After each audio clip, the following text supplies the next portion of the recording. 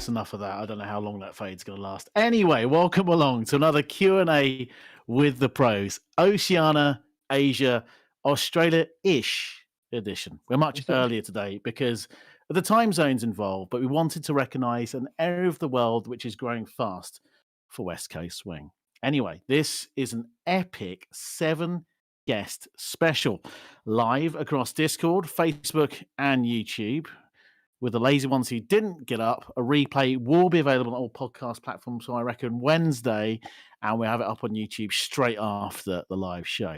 It's going to be spread over 3 whole hours. Now, for the first 90 minutes, you get to chat to Brad, Emma, and JP, and they're going to hang around, obviously, afterwards, maybe. I think we'll have Mac and Zaddy, so hello to those guys. And we'll have a 2 or 3 song break. Then we'll welcome Zee Dalena, Zac, and Maddy for another 90 minutes. Now, a quick recap of the rules. Send your questions in now with the word question in front of it, and whether you want to ask it or say it in voice. We're going to have so much space, and you'll always ask those questions at the last minute, so be quick. Don't be an idiot or a troll, or the Discord team will kick you from the server. No questions asked. Let's keep the politics out of this. Let's keep it politics free for the next 3 hours in the chat and also on the live Q&A. Oh, and it's audio only, so no terrible Zoom windows and Microsoft Team chats or other rubbish that these platforms bring with them. So who's hosting this evening, this afternoon, morning, wherever you are in the world? Well, it ain't me. I've got to keep this thing all together. So here's someone you should know by now. It's the YY Westie, Yuval Yaary. Thanks, Justin. Isn't it classic that we're having 7 guests on our 7th Q&A session on October 17th? I actually wanted it to start at 7 p.m., but well, that's like 3 a.m. for our guests, so never mind, enough with the geeky foreplay. Let's welcome our guests for the first part of this session, all the way from down under, Brad Whelan. What is happening, Yuval and Justin and Emma and JP? How are you guys doing? Yeah. Next one is Emma Collyer. Hello, everybody. Thank you so much for having me and bringing us all together. Thank you for being here. And JP Masson, of course. How are you? I'm good. I'm glad to be hearing all these funny voices from overseas. Nothing better than a non-Australian accent to lift up my mood. Oh, yeah. Well, I like the Australian accent. I wish I had one. My accent is just like weird. Anyway, welcome. Thank you so much for joining us. I think it'd be great if you could start by introducing yourself to the audience. Emma, do you care to start? Yeah, sure, I can do that. So I am currently in Sydney, Australia. It's 10:30 p.m. here, and I am in my pajamas. So I'm really grateful that we don't have the video format. Thank you for that. I got into West Coast Swing because a good friend of mine dragged me along, and I reluctantly went. Probably about 2010, I think. Ooh, nice. I really struggled with it at first. It was so amazing, but I didn't really get it. But I guess the appeal made me stay. And then a few years later, one of my very dearest friends, Laura, she brought her son along to class, who happened to be JP. And being one of the younger people at West Coast Swing, kind of took him under my wing. At least I like to think I did. And he, being the accomplished young man that he is, got very good very quickly. And so I was very fortunate to partner with him for all of this time. And I think also just being in Australia, we've had a lot of unique opportunities to work with a lot of pros from around the world and do a lot of great things. And then at the start of last year, I was meant to move to Europe to come and dance with a lot of you. And do a lot of really? things. And then obviously that didn't happen because of COVID. And so here we are. Did you intend on moving for a long period or like forever? I was meant to come over for a year. So I'd resigned from my job and I'd started selling my things. And I'm glad I didn't make it over there in the end, but it was disappointing at the time. Oh, yeah, imagine you would have been stuck here in Europe with us, right? How awful for me. Yeah, exactly. Oh no. Well, I'm looking forward to the next opportunity you'll have to get to Europe, because like I never met you in person, so I'd love I to do that know. one day. Terrible. I will definitely be coming over as soon as I can. I hope you. By the way, I hope you found a job afterwards, after like that whole thing got Oh, I don't know that we have enough time. interrupted. I did, but I don't know that you want to hear about it right now. Where in Europe were you going to go? Chris was just asking where in Europe you were going to go. So I was going to be based in Sweden. In He Sweden? plans That wouldn't to travel around. twist. Interesting. Okay, JP, do you want to go next? Yeah. Hello. I'm the other person in the story that Emma brought up. For those of you that I haven't met, hello. JP. Actually, John Paul. I don't know anyone that calls me John Paul except for my mother, who is yelling at me. Yeah, But feel free to call me John Paul if you ever meet me. I guess most people think it's Jean Paul, right? Yes. I do get plenty of that, especially when I've gone to Europe. Unfortunately, I speak very mediocre French. But I guess my introduction is that, like Emma was saying, I kind of started a similar time around to her. I haven't done this recap of when I started dancing since COVID's happened, so I'm just going to add 2 years and hope it's about right. So probably around almost like 10 and a bit, 11-ish years now I've been doing West Coast. These Wow. last 2 years don't really count, but, you know, started Since when you I were was... 11, right? Yes. Wow. Yeah, so started when I was 11. My first ever West Coast swing class was actually in America at Boogie by the Bay. The very first triple I did was in a workshop run by Kyle and Sarah. Long story Nice. short, I ended up doing a science thing in Australia, part of my school, and I got to go to America to space camp for it. And I dragged my mother along because an 11-year-old traveling by himself, not the most ideal thing. And she had just started doing West Coast swing at the time, and after I dragged her to a different continent, she's like, I am not coming here just to watch you have fun. We're going to go to San Francisco after and go to Boogie by the Bay. I'm in a good mood. But yeah, so went to Boogie by the Bay, started doing West Coast swing there, saw some other young people doing it, I was like, this is pretty cool. Then I came back to Australia and everyone was old, and I was like, this is terrifying, and then I stopped. Yeah. This is terrifying. Old people. Oh, no. I know. My young 11-year-old brain couldn't handle the thought of someone not being my age. Yeah. But then my mum dragged me along. Dancing. I mean, at that age, like even 1 or 2 years is so scary. Yeah, my mum. True. I imagine. My mum dragged me along to dancing, and I was given the ultimatum of either doing 3 weeks of West Coast swing or 3 weeks without my laptop because I had done something wrong.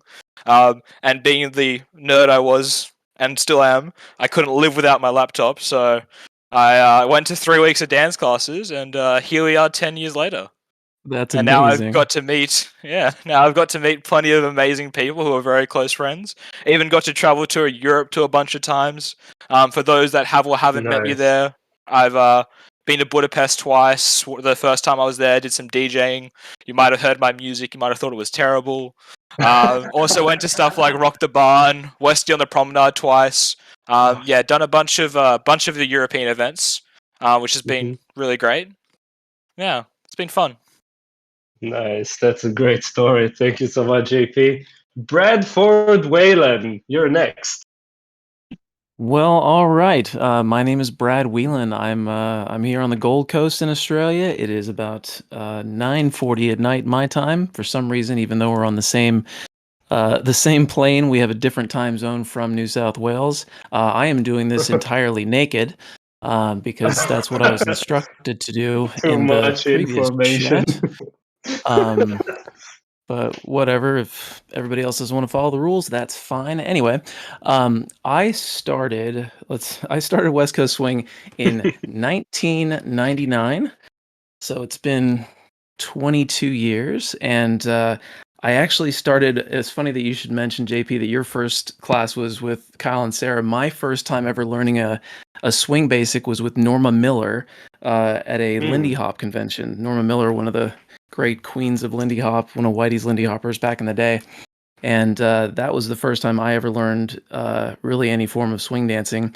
And I got into West Coast swing shortly after that. Just started going to country West Coast swing conventions and just absolutely loving it, particularly loving the country side of it. And then it was actually Boogie by the Bay for me as well that brought me in, where it was just like the magnitude of this event with like 1,500 people, Whoa. all doing the same thing, all staying up, till the wee hours of the morning, and it was just amazing, and I was hooked since then.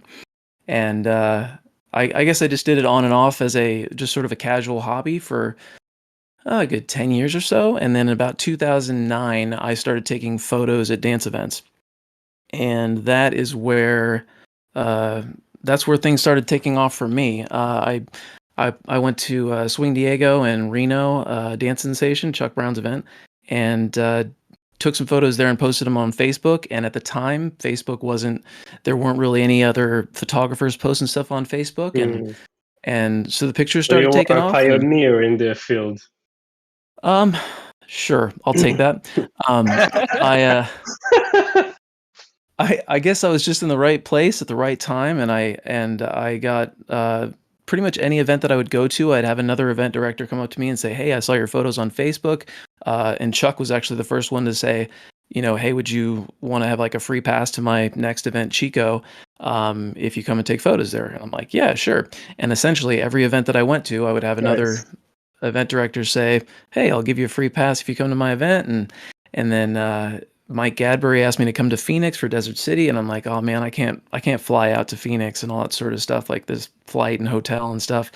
And he's like, "No, I'll pay for your flight. I'll pay for your hotel. You're all good." And he's like, "You're a professional photographer, right?" And I'm like, "Yep, sure.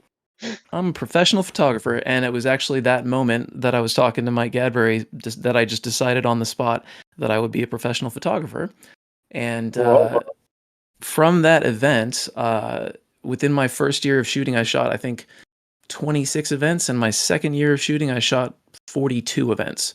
So it basically became my full-time job inside of about 6 months. And from that point on, it was just like anywhere in the world. I was getting brought to Russia and France, and I think France was actually CSUN Swing was my first event that somebody actually paid for my flight, and that was sort of the beginning of this. And because of being able to go to all these events, I also competed in a shitload of Jack and Jills, and so I just sort of gradually moved up in the ranks through that, and never really did a routine or anything like that. Just really kept dancing for the love of it, and that brought me to where I'm at now. Oh, am I not allowed to swear? Damn, darn, shucks. Sorry about that, Chris. So now you're a champion, right? And now you dance in champion divisions. Technically, I dance in the champions division. I've got, I don't know, 15 or so points in that division. I feel much more at home when I'm dancing in the all-star division because I feel a lot more competitive. I get a bit of the imposter syndrome when I'm dancing in champions division, when you're sitting next to Ben Morris and Jordan Frisbee and Kyle Red and Benji Schwimmer, and it's like, oh, I'm competing against you. That's fun. That being said, if I get out of my own head, I will actually occasionally come out on top, but it's very rare, and it seems like it's much more fun when we're dancing in the all-star division and we're just sort of, I don't know, it's more relaxed that way. But yeah, nevertheless, I also haven't danced much in the last year and a half. I was supposed to COVID kind of rocked my life pretty hard as well. I was supposed to get married in May 2020 in Fiji. We had this whole Fiji. It was okay. It was done and paid for and ready to rock, and yeah, all that went downhill. And then, obviously being a photographer in the dance industry that travels a lot, when dancing and travel didn't exist, that kind of messed with my career a little bit. So it's been an interesting last year and a half, but but the last 6 months has been really good for the photography business just locally. And then dancing starting to pick up again, and I am so excited to go anywhere to dance right now. Yeah, well, and that makes like all of us, I think. I mean, we all want to dance, and like here in Europe, I mean, as events are opening up again, I'm really excited to go to my first international event. Hope it happens soon. We have a question coming in from the audience.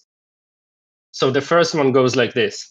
I've noticed in the news that there's been a ton of lockdowns in Australia, and now there's another one?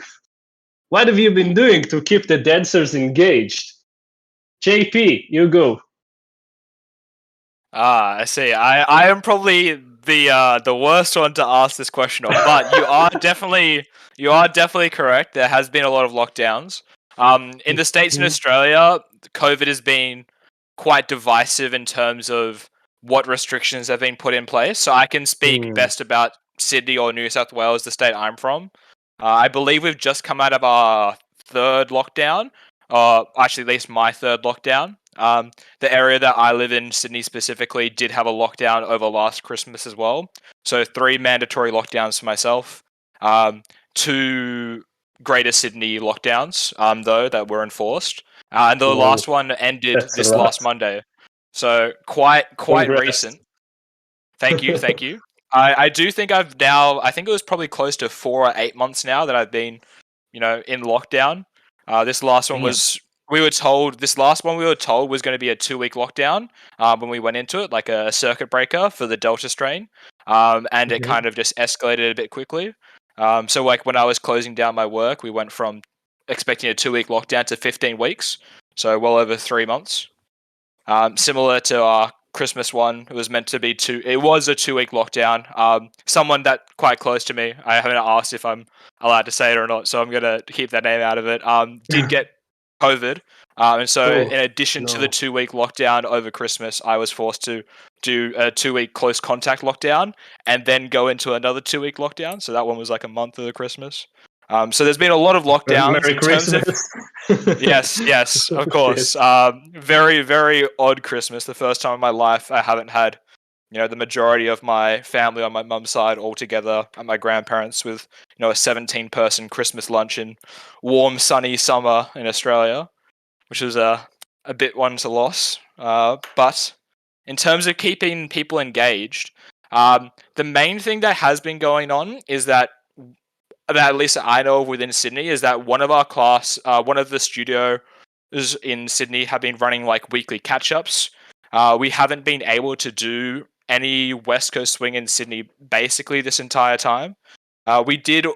Restrictions were easing and we were meant to have an event in Sydney in September. That was all going to go ahead. We were going to be able to have dancing. And then we had another lockdown. I do believe the event director of that one is actually in this call, Michael, unfortunately.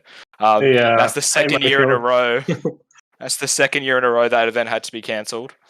That must be tough. like really disappointing. Yeah, sorry for that, Michael.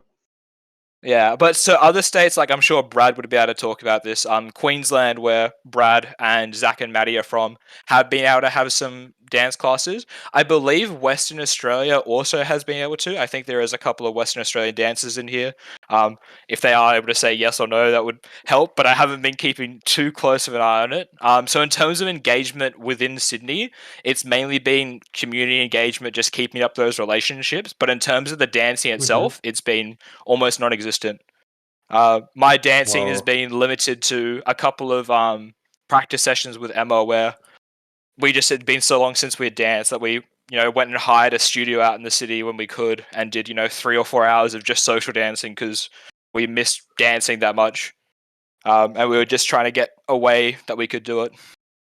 I'm sorry, JP. I have a growing JP torture playlist to unleash on you when I see you next. As do I. Your torture seems a lot lighthearted to mine, though. Oh God. Okay. So what is the lockdown like for you guys? What do you have to do? In this most recent one? Yeah. The lockdown was essentially you could only leave 5 kilometers out of your house for anything that was Whoa. non-essential work. So you could also like only go in at the peak of the Delta strain lockdown. You could only go exercising with up to 2 people from the same household. You couldn't have any gatherings outside with more than 5 people, which only recently is lifted. Sorry, actually, you couldn't even do that at the start. Recently, you've been able to gather up to 5 people, and now it's up to 20, I believe, with the restrictions easing. Nice, Due you to can do a vaccinations. social. Oh, that's Yeah. outside. So we could technically, get a speaker and go to a park and, dance in some grass. I do. Yeah. But yeah, with the vaccination rates recently, the sphere of what we're allowed to do has grown drastically. Essentially the recommendation from the government was don't leave your house if you don't have a reason to. And then if you had a reason to, you had to get like specific proof of that reason. So work, if you couldn't do it from home and it wasn't non-essential, would be closed off. So I work at a pub. All hospitality venues and stuff were forced to close down for service. If you could do takeaway alternatives, you were able to. The New South Wales government did allow some relaxation on stuff like liquor laws. So hospitality venues, specifically liquor licensed venues, were able to do takeaway. Like you could do takeaway cocktails if you wanted to. My venue specifically didn't choose to go down that route, but a pretty severe lockdown, all things considered. The scale of our cases compared to the rest of the world, quite low. At the peak of the Delta strain, I think we had 1,500 new cases on a day. In New South Wales, which doesn't sound like a lot compared to everywhere else. But Australia really lagged behind. In our perspective, it's obviously any case of COVID, any death of COVID, no one wants any of that. But comparing it to the thousands of cases in Europe and in America, quite small. But our vaccination rollout was very slow, which is why our government was very strict in our lockdown. Yeah, it does bear mentioning too that that there is a big difference between what's going on from state to state. So whereas JP was going through all of that, Queensland hasn't had nearly as many lockdown things like that. Like we have 0 COVID right now. We haven't had any cases in the last week or so. But that being said, if we get like 6 cases in Brisbane, they'll consider shutting it down, and that really usually means that we just we can't go to the public venues as much, but it's nowhere near as restrictive as it was for New South Wales. But we've just been a lot more, I think we've just been rather fortunate in that we've not really gotten much over like 20 or 30 cases in the general area here. So everywhere else, when they're starting to say like 1,500 cases and stuff like that, it's like, holy crap, that's you probably can't imagine these numbers, right? Yeah. So they've actually been able to do a decent amount of dancing, but in fact, Zac and Maddy are on. I don't know if they're able to comment on it because they've actually been doing a lot of teaching, but it's just been very on and off because the big problem is that if they do have just a few cases, whereas in Sydney, there's a bit of a flow to it because it never just goes away. But when it happens with Queensland, it's just like if there's 6 cases on a weekend, it's just like done. We can't do dance classes all of a sudden. So and yeah, Zac and Maddy, you guys are unmuted right now. How have classes been going for you? Go ahead, Zac Maddy. Hey. Hey. Welcome. It's pretty crazy. Thanks. There's just been, I think, just a bit of inconsistency. I mean, we have definitely been lucky enough where we've been able to run classes and we've still been able to teach, private lessons, and we even had swim station. But there's definitely been, we get in this role of getting momentum going again, and then we have to lock down for a few weeks, and then you lose a lot of people, and you got to just keep, repeating the same thing over and over. So it's been tricky. It's also like we put out a poll of, because we have different types of lockdowns, like level 1, 2, and 3, and that type of thing. So when we get to like a level 2, you might still be able to go dancing. You just have to wear masks in Brisbane. Oh, okay. I'm not sure what it's like in other places, but So my dad's put out a poll for dance classes saying, would you still come to dance if you have to wear a mask, or would you just rather not come to dance? And the majority would rather just stay home at the moment. We still obviously have the diehards that want to keep dancing. One of them as well. But yeah, so it makes it difficult because you have all these people that are rightfully so worried about contracting or spreading the virus, and then you have obviously the diehards that want to keep dancing. Yeah. Yeah, well, I bet it's tough, right? Because those changes all the time. But it's tough for your dad too, Zach. By the way, for those of you who don't know, Zach's dad is Alan Skinner. He's a well-known ED and studio owner, right? And he has his own place. Yeah, yep. He runs Raw Connection, which is a pretty good West Coast swing name in Australia. Little plug in there, I guess. It's not so Feel free to plug it in. And we're at kind of hiatus at the moment, though. So Yeah. Make sure he pays you Yeah. later. True that. Yeah, thank you for sharing that. Yeah, Emma, do you want to add to the discussion? No, the most thrilling thing I just put in the chat was that my grocery shopping is a highlight of my well, it was a highlight of my week until this relaxation of restrictions, because that was really the only thing we could do. We were allowed to exercise near our houses and get the groceries, and that's been our lives for the last 4 months. Damn, that's like, it reminds me of the first lockdown here in Europe. I felt the same way. The first time I went to the supermarket, that was like, wow, okay, I'm going outside. I don't know what awaits me there. Yes. And I think it was also very strange for us as well, because when COVID started, I mean, across Australia, we had quite a few months where we just didn't have any cases, and life kind of went back to normal. And then as things were getting better in Europe and in the US,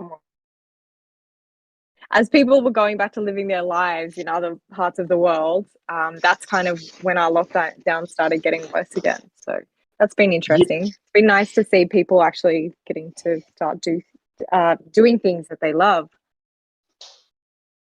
Yeah, it's been an interesting switch for us, because while the rest of the world was going through all of this, we were kind of watching from a distance being like, oh, that looks terrible. But at the same time, we ran 4 events. We ran Simply Adelaide, Swingtimate, Swing Station, and I think I've just forgotten one. But we're running dance events, and then now it's the opposite. We're seeing these big dance events taking place, and it's becoming really, really hard to run a dance event because of interstate travel. So it's actually like JP and Emma could not travel to here in Queensland, and if I go into New South Wales, which I can do, I can't come back currently without a 14-day quarantine, and so it's pretty interesting. But nevertheless, it's been that kind of touches a weird on year. one of It's the been a weird year for everybody. One of the questions someone asked was, how is traveling in Australia right now? And as Brad was saying, border restrictions vary from state to state, and the 2 main states that are kind of the problem childs right now is New South Wales, which is home to Sydney and where Emma and I are from, and the other is Victoria. Victoria. Yes. Victoria is, similarly to us, had more lockdowns actually, and have had their first outbreak of the original COVID strand was quite severe, and so they had a very long lockdown in Victoria. But Sydney was the source of the Delta variant coming into Australia. Sydney Airport is the only airport, I believe, at the moment doing international flights back to Australia for Australian citizens. So the Delta variant came from an Uber driver who had contact with a airline staff who wasn't vaccinated at the time and had been on a flight that someone who had tested positive to the Delta variant was on.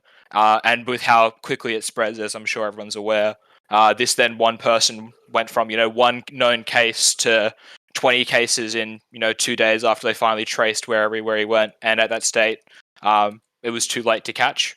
We did do a lockdown, and it just didn't catch it in time, and that then went from the 2-week circuit breaker lockdown into the last 3-month one we've been in. So yeah, travel is very dependent on what state you're in.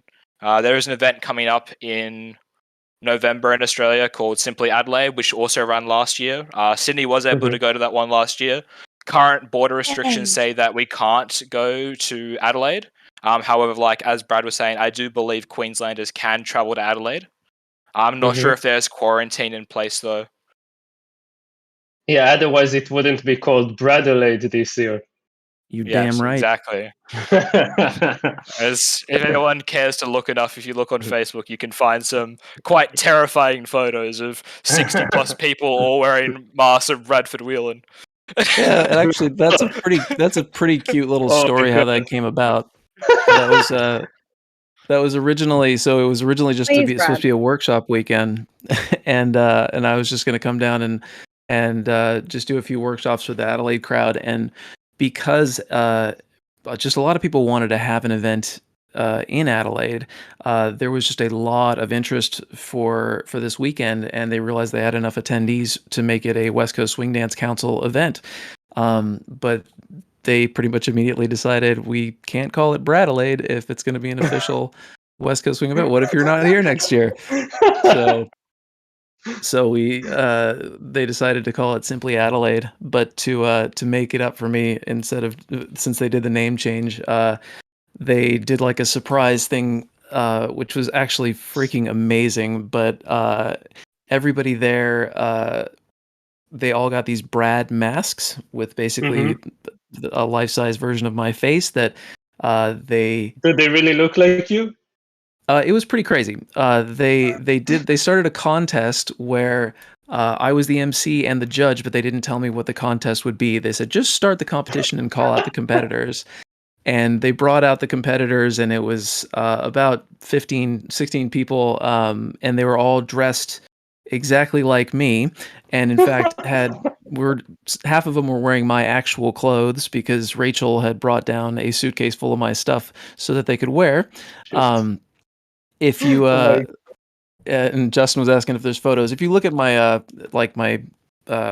cover photos, if you go back a few, there's me standing in front of about 100 people, all with Brad masks on. Because when I turned around when I looked back at the competitors and was taking their picture, as I was doing that, the entire crowd had the masks behind their back, and they put the masks on so that when I turned back around to the crowd, I was looking at a sea of my faces, which was actually... It was a good-looking crowd, I must say. Oh my god! But it's technically, I just figured this out because I don't believe we're running swing. I don't think Swingtimid is running, so that means that since Simply Adelaide ran in 2019, 2020, and 21, it will technically be the longest continually running West Coast Swing Dance event in the world at 3 years. But I'll take it. Yeah, I mean, besides the events in Russia, I think they've been running. Oh, really? Didn't? Yeah, were there Russian? Managed to keep it up. They Good managed for to keep it freaking up. Russia. Yeah. For those that are interested, there is a photo I've just posted in the Q&A Pro Links chat underneath the Q&A chat of Brad in front of a horde of other Brads. Oh, nice. Take a look at that. Nice one. Oh my god. So many smolders. See this? Where's this Pro Links chat? I'm sure you know what Gotta the be a photo pro, looks I like, guess. Brad. Oh, I do. So terrifying. True. Oh, there it is. I think we have Terrifying. another question from the crowd. There must be songs in West Coast Swing that you loathe, but also love. Why not tell me some of them? And DJ Justin did not ask this. He denies it. No, I didn't. Okay. JP, you're the DJ here.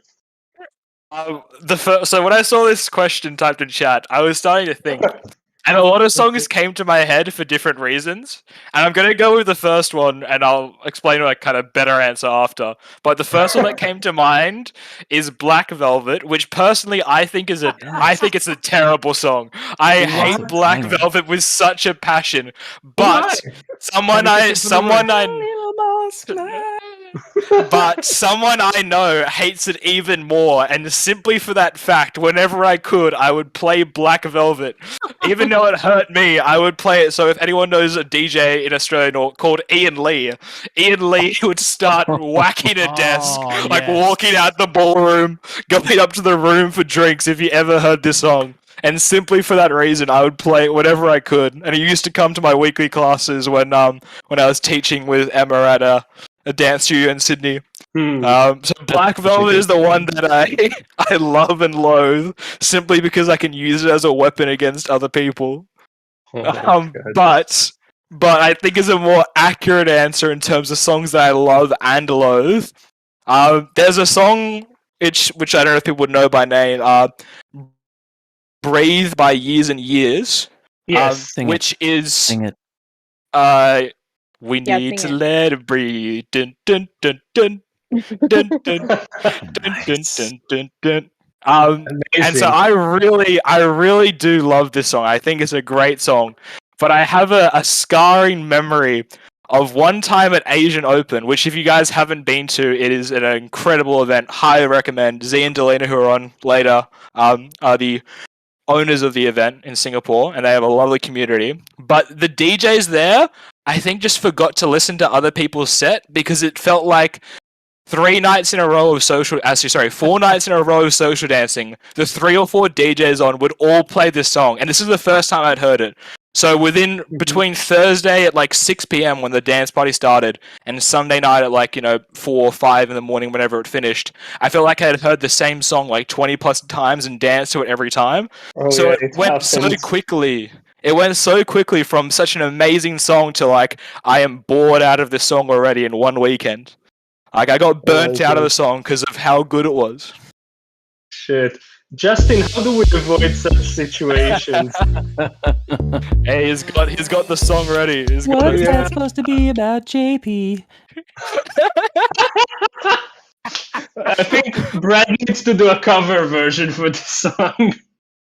Justin, we'll do a collab. You know what? You did. There's a story that comes from Swingsland, and he did Backstreet's Back.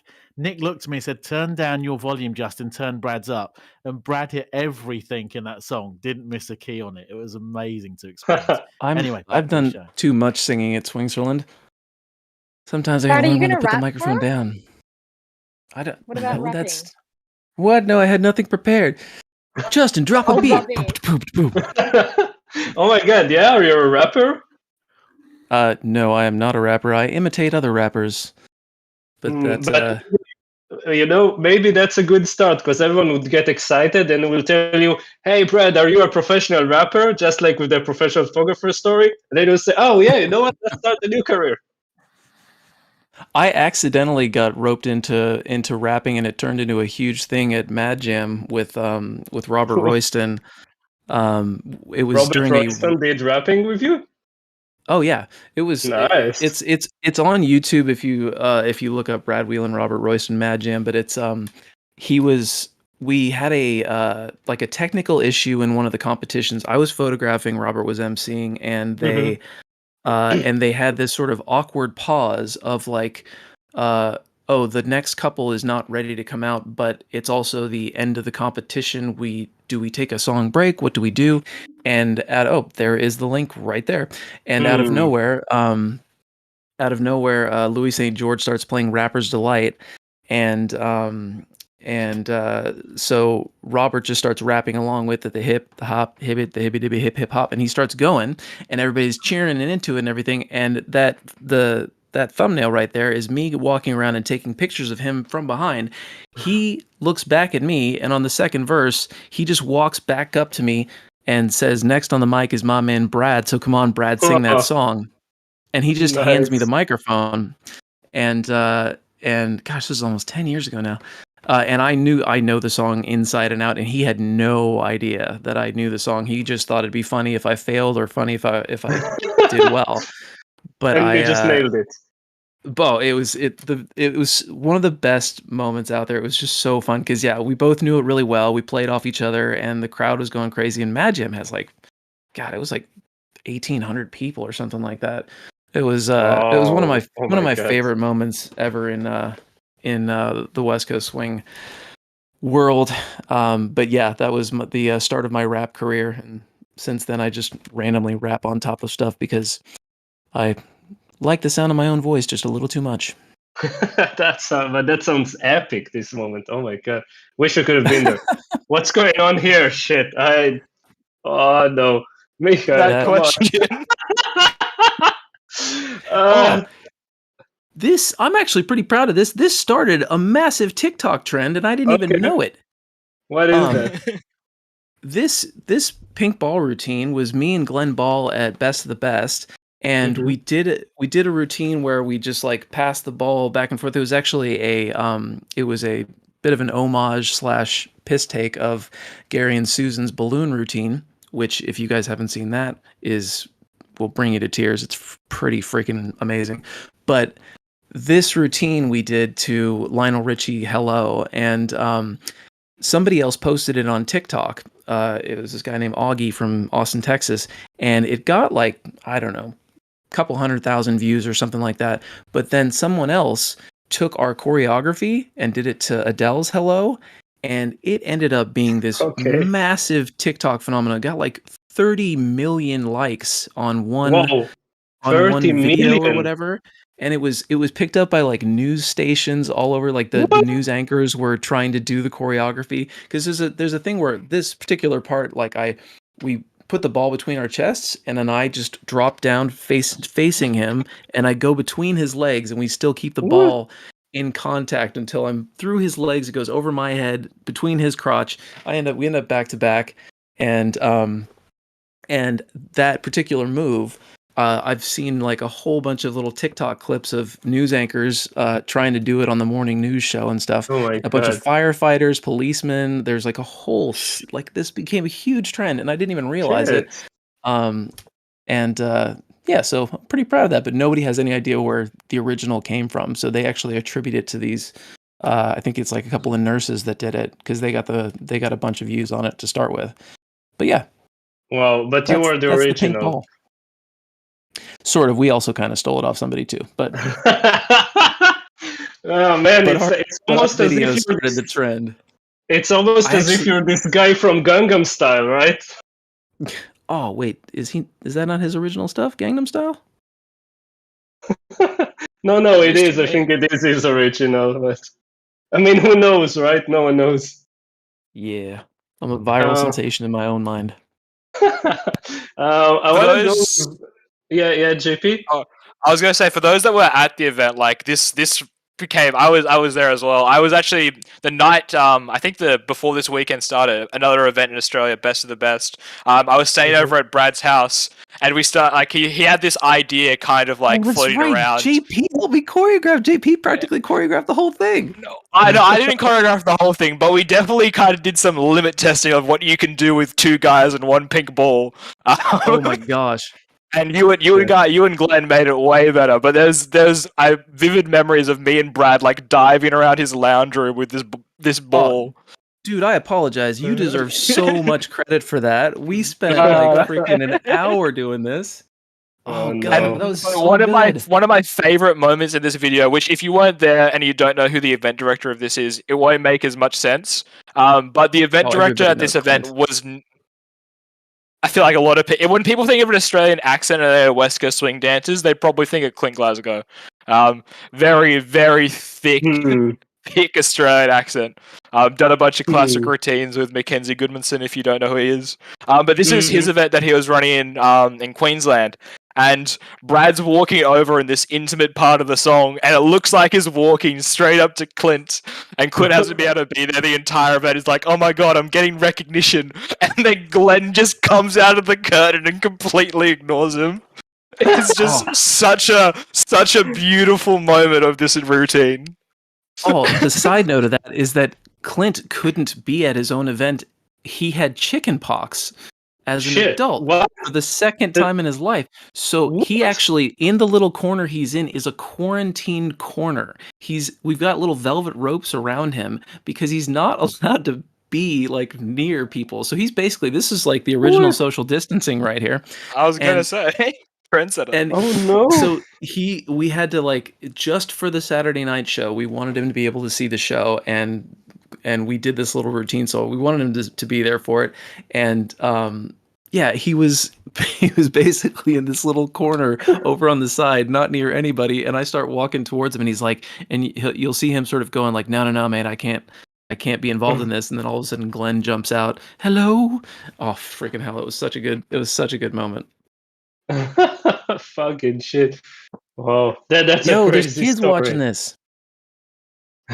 I don't think so, except for JP. He's just speaking Australian. Okay, yeah, I'll moderate my my tone. So Emma, I want to hear you a little bit.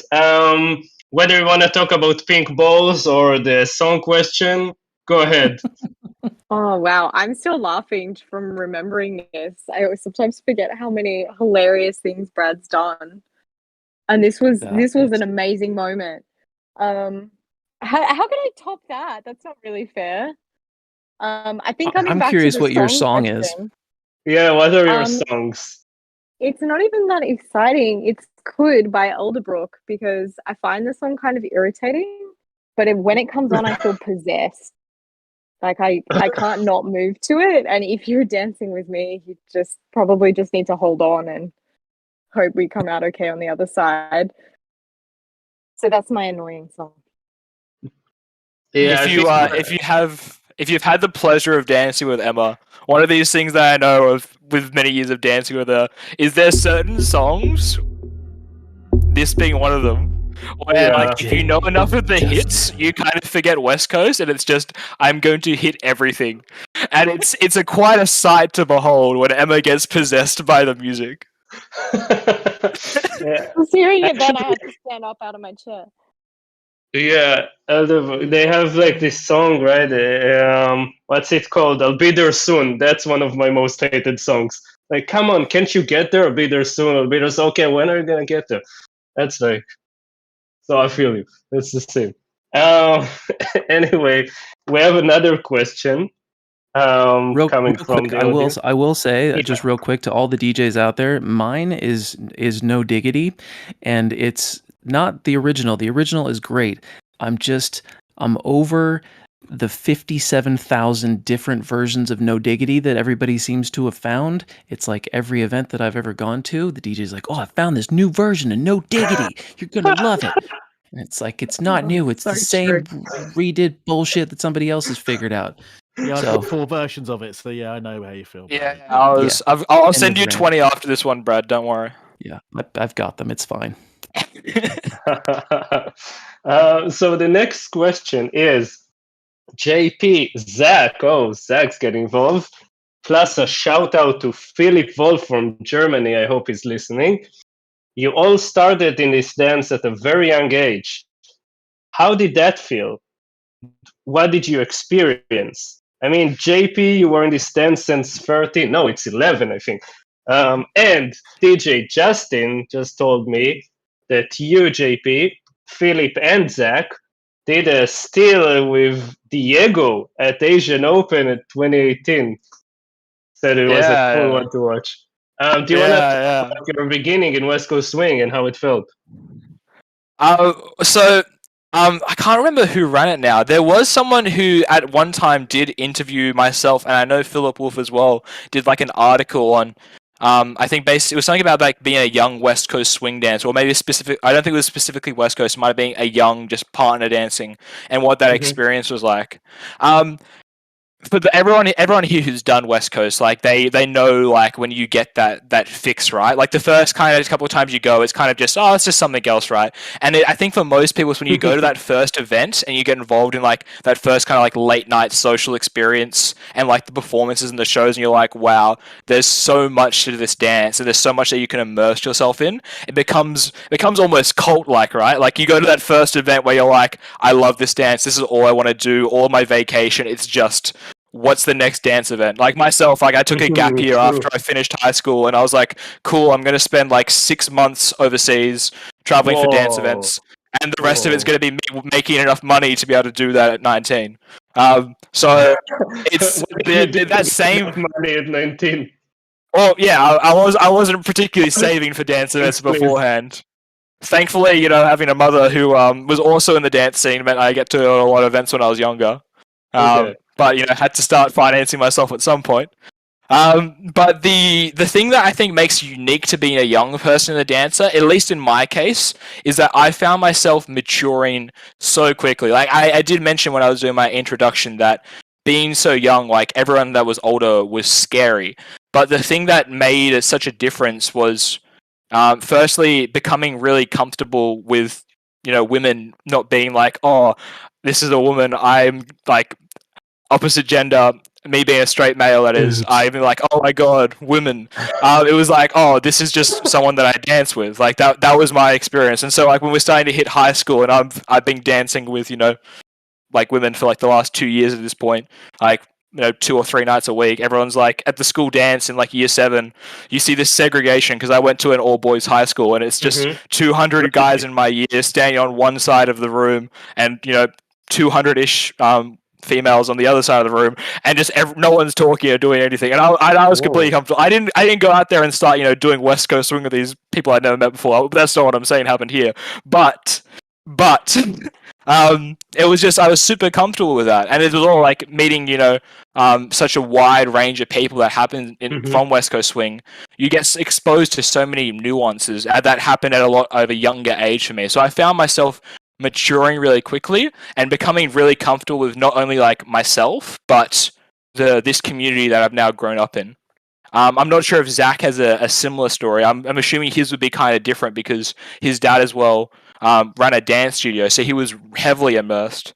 I think it's hilarious that you're like, oh yeah, you matured earlier. I'm still working on my maturity at the moment. It's still a work in progress. Still working on it. Yeah, Maddy, how's it going there? No, I agree with you. It's not going. I agree. I didn't finish school because I was so hooked on dance that I was like, I need to do this and I can't focus on school. Actually, that probably has nothing to do with it. But good excuse though. Yeah, it was great. You dropped school for dancing? Sort of, yeah. After I left school, I started studying dance full time. So I went to a ballet contemporary hip hop full time dance course school. Wow. And then Watched that a lot was of pretty YouTube fun. videos of me. Yeah. It was just basically Brad videos, just all day, all day. How to entertain a whole room with just one person on the floor. Technically perfect. Yeah. But yeah, JP and I both started like at a young age, and we both had the Bieber, like old school Bieber haircut as well. Yeah. Bieber haircut. Well, the flicking the hair out of the face became like a choreographed move after a while for those two. Luckily, you don't have the current Bieber style with the mustache, right? I did grow some very dirty facial hair during my months of lockdown. I should just point out I grow terrible facial hair, but I'm sure every guy's been through this stage where they're like, oh, what if, right? Like, what if? Like, if I give it, I don't know if you guys have this overseas, but in Australia, there's something called Movember, which is to raise awareness to raise awareness. I would assume so, but it's to raise like mental health awareness for men's health. In November, you grow facial hair, and at the end, like post pics of whatever happens, and try to raise awareness just through that side. But I was like, if I start, in March, maybe I have a chance of showing something off in November. Maybe with enough of a head start, I can pass off away a dirty Movember. My bad hair story is I'm now growing a man bun again. I'm gonna try my man bun top knot Oh yeah, hairstyle again. No, keep it clean, Zach. You're Well, he such a can't grow handsome facial lad. hair either. No, Zach, he you got cannot my grow full facial hair. support. I'm also in the man bun phase. Yes, nice. Zach, you cannot grow facial hair. That is like you tried, you failed. Just move on. Yeah, definitely. not. Emma, what do you think of that? Are you for man buns for men or not? I think that everyone should be able to make their own decisions about their hair. That's a and very good answer, Emma. Very diplomatic. No, It's Emma. a great answer. Emma, I wanted to ask you something. Talking about JP growing in the community and starting from a young age, you mentioned that you kind of took him under your wing, right? So Well, that's how I like to think of it. that's You how definitely did. Really You what definitely did. happened. You're so humble. But I would really love to hear how was it for you, like seeing him grow in the dance from novice to all-star, and how does it mirror in a way your own growth in swing dance? Oh, wow, what a question. I wish it did mirror my own growth in swing dance. That would be nice. I'm gonna get all emotional because I mean he was a charming little kid. He was so sweet and he was so shy. And I mentioned in the chat that his eyes were at follower chest height. And so he was also just a bit awkward. But I don't know, he was always the most polite, kind little kid, and I feel like he's taken all of those wonderful, lovely qualities he's had, but really come out of his shell and grown so much confidence, and he's so wonderful to dance with and to partner with. Like he's just always been there for me through so many different things. And I mean, one of my favorite things, like we've been to quite a few events where there's been a spirit of event or like inclusion award, or the person that everybody votes for like that one person that makes them feel really good, and JP's taken that award out so many times. Oh, and damn. so that's even better than seeing him do so well with his dancing and moving up his way. He makes everybody feel on the dance floor as well. Wow, damn. Emma, I think it's like really beautiful how you don't you don't focus on yourself, you focus on like on JP, and you're like it seems like you really have a deep connection there. It's really great to hear that from both of you. Really She went awesome. straight for the heartstrings. I want to talk about Emma real quick because she won't do it about herself. Yeah, I was please. about to say. This is true. Yeah. Somebody Let's embarrass her, please. Yeah. Emma's like one of the top followers in Australia, and she's been around since like she's super young, but she's been around like for a while. Love you. Good save. Good save. Super has been around for. Yeah. I'm not that young. But you look great, Emma. Oh, thank you. And she's that dancer that's always like dancing with every beginner in the room, everyone in the room. She never says no to dancers. She's always like super friendly. She's probably one of the people that grow like the dance community in Australia the most, even though she won't take credit for it. Sometimes I True. say no to dancers, but that's usually because I have to go to the bathroom and I'll come back. Yeah. How dare you? Yeah, but when you do dance with them, you give it like 1,000%. It doesn't matter who you're dancing with; that person gets every bit of your energy and your attention, and it's actually pretty amazing. And it's true that she would never even for a second talk about herself. But Zach, you're absolutely right. Like this is one of the absolute diamonds of our community that we should cherish, and like you're louder in the chat than you are in the actual show that you're on right now. Because you don't want to talk about yourself, but you're freaking amazing. Oh, Brad, I'll pay you later. I think next event we'll get Emma masks, right? Oh my gosh. Emelade. Simply Emelade. Terrible. Emily. No, let's pick another city. How about an event in Sydney with Emma's name? How would that be called? Sydney's such a crap name. Let's see. Can't do anything with Sydney. Emney. Yeah, it's a hard one. Crap. We'll get back to you. You could do Sydenham, and that's basically just a suburb in New South Wales as well. Yeah, we have another question coming in from the audience. So, what is it like to celebrate Christmas in the summer? Yeah, wow, that seems real to me. Brad, do you want to start?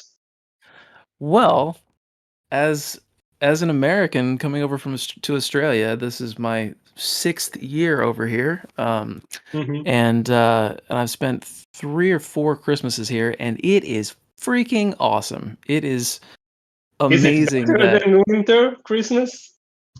So I'd have to say they're 2 entirely different things. To be completely fair, there is just something about being able to, like, my Christmases were usually spent in Lake Tahoe, and we would have like a little cabin, and there would be snow, and we'd go skiing and stuff like that.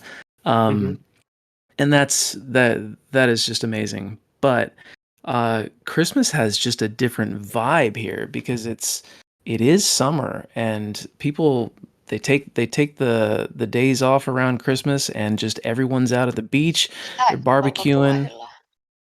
What was that? Mut kai se pitää sit saunaan mennä. But anyway, they're playing cricket on the beach, and we're getting tans, and we're just it's just an amazing feel here. What is the random we got? I think someone's talking here. Yeah, thanks. Yeah, go ahead, Brad. It's all right. But nevertheless, like they're 2 totally different things, but having a summertime Christmas is just, it is awesome. There's nothing like going to the beach on Christmas Day and watching cricket on Boxing Day, and actually knowing what the heck Boxing Day is. Didn't even really. Brad, you live for the rest of the world. You live close to the water too, don't you? Yeah. Yeah. So do you go? What beach do you go to? Like, what's your favorite beach on the Gold Coast? Good question.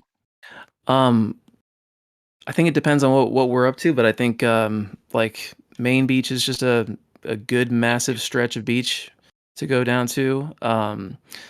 But I'm right off of the Broadwater. For those who don't, for everybody but Zac and Maddy who don't know what the Broadwater is, it's just like a little inlet area. So there's no waves. There's a little island across from us. So it's like it's almost like you've got a little lake that leads out to the beach. And so that little area right around there is amazing for me. But it's beautiful. You live in probably one of the nicest spots in the Gold Coast. The Gold Coast is amazing. It's pretty ridiculous that there's just beach just golden, for miles and miles and miles. It is just the best place in the world. Yeah, definitely the best to live. Sounds amazing. JP, how is it in Sydney celebrating Christmas in the summer? So I'll preface this by saying my Christmas experience is limited to the fact that it's almost the same every year, and that's not a bad thing. Like, I love Christmas, I adore Christmas. I get to see all of my family together, but it's only my mum's side. I will classify. Parents are divorced. Not super close to my dad's side, but every year, the Christmas I have with my no. It's completely fine. It makes no difference to me.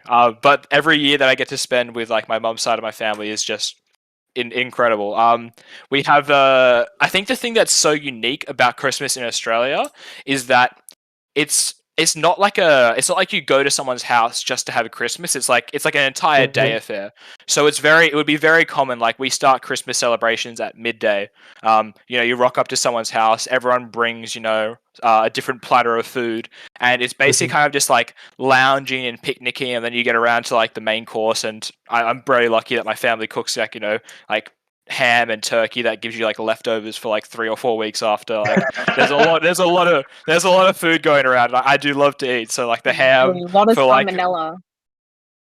well, yeah, After 3 to 4 maybe. weeks. Or like there's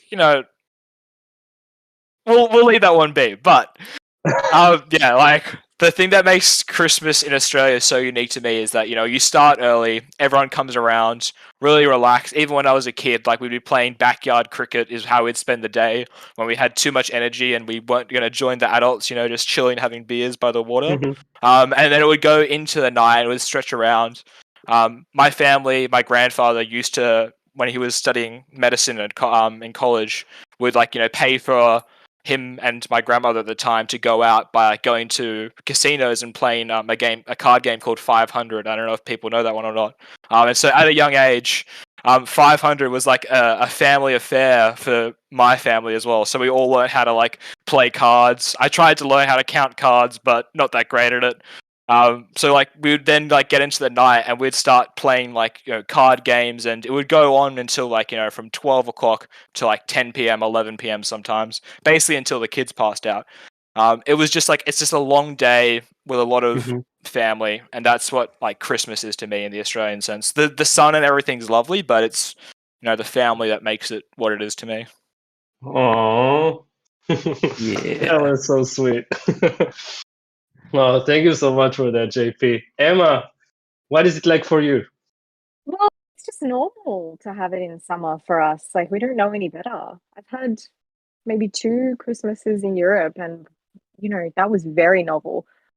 What I'm not really keen to admit is that our Christmas tree is actually still up from Christmas last year. Yeah. And we haven't taken it down. What? Yes. What? Same. Christmas all year round. Really? What? Yeah, I went. Actually, we just took ours down in May, but it was up for 18 months. So we gotta put it back up now. Wow. Yuval, I'm They're going to so interrupt. pretty. I want to ask both Emma and Brad, why would you leave Christmas trees up for so long? Well, it took so much time to put it up in the first place, and it's beautiful. So Fair you enough. leave it up until May? Wow, that's nice. It just eventually got to the point where it's we've had this thing up for 18 months now. We've got another 7 months before Christmas. We could take this thing down. It was taking up a decent amount of space. I don't know what Emma's excuse is. My excuse is that my housemates put it up, and so I don't have a right to take it down. Fair. Okay. We have a question from Emma from Australia. What's You're welcome. what's the worst weather you've experienced at a dance event? Brad. Oh, I'm trying to think. Worst weather. The first thing that comes to mind is actually D-Town Swing, and it was just the heat of it. But it's in the summer. Okay. Yeah. I can't think of too many events because most of them are indoors. At Switzerland, we've had a few nights where it was just absolutely freezing, and crossing the street from the 25 Hours Hotel, just fully bundling up to walk about 50 meters was a lot, but still that the weather was never a thing. But where it has affected me most has been when it's been hot. So I just remember D-Town Swing a couple of years ago was so incredibly hot, and as no well air as conditioning? D-Town Swing. I think they had air conditioning in one of the ballrooms, but everybody wanted to dance in the bar. Once it gets to about 5 or 6 a.m., everybody just sort of moves into the bar, and it was just that was the takeaway from the year. I remember even seeing the promo videos where it's what were some of the things you remember about D-Town this year? And they're just hot. It was hot. Was it But, hotter than? Is it hotter than Singapore? I love like that particular Singapore's. year, yes. Singapore's like the best, and I'm not complaining because Singapore's probably the best social dancing I've ever had. But like Such a good that was probably the hottest event I think I've ever been to. Really? I would do it Singapore- every single time. That was pretty hot, for sure. Was But they that have air thing- conditioning there, right? Yeah, but the thing is, Mm. didn't Chuck did a tour? Chuck did one of his infamous Asian Open tours, and this is one that Zee Dalena can probably echo. And didn't Brad? I think Mac and Maddie and Zach were. Is there. this I'm the not sure if one they- where we went to the where he- gardens and we Yeah, got trapped there in the and- rain? Oh yeah, my and Chuck, gosh. Yeah, I'll let Yeah. Brad tell the story And because Chuck he can drowned remember. all the dancers in the middle of a park. That was was not that amazing. bad. It was amazing. though. It was a a great experience. lot. I remember getting footage of like the stairs to one of the like temples we were going to, and the stairs were waterfalls because it was just Singapore, guys. that was crazy. But But I it would don't only think- last for about 20 minutes. So, like everyone else, Asia Open is probably my favorite event. And I Yeah. remember one year in one of the very first years, we had the pre-party on the Thursday night in a dance studio, and they obviously weren't used to having that many people in this space. And it was so humid, and everyone was so sweaty that it was dripping down the walls and down the Oh. mirrors.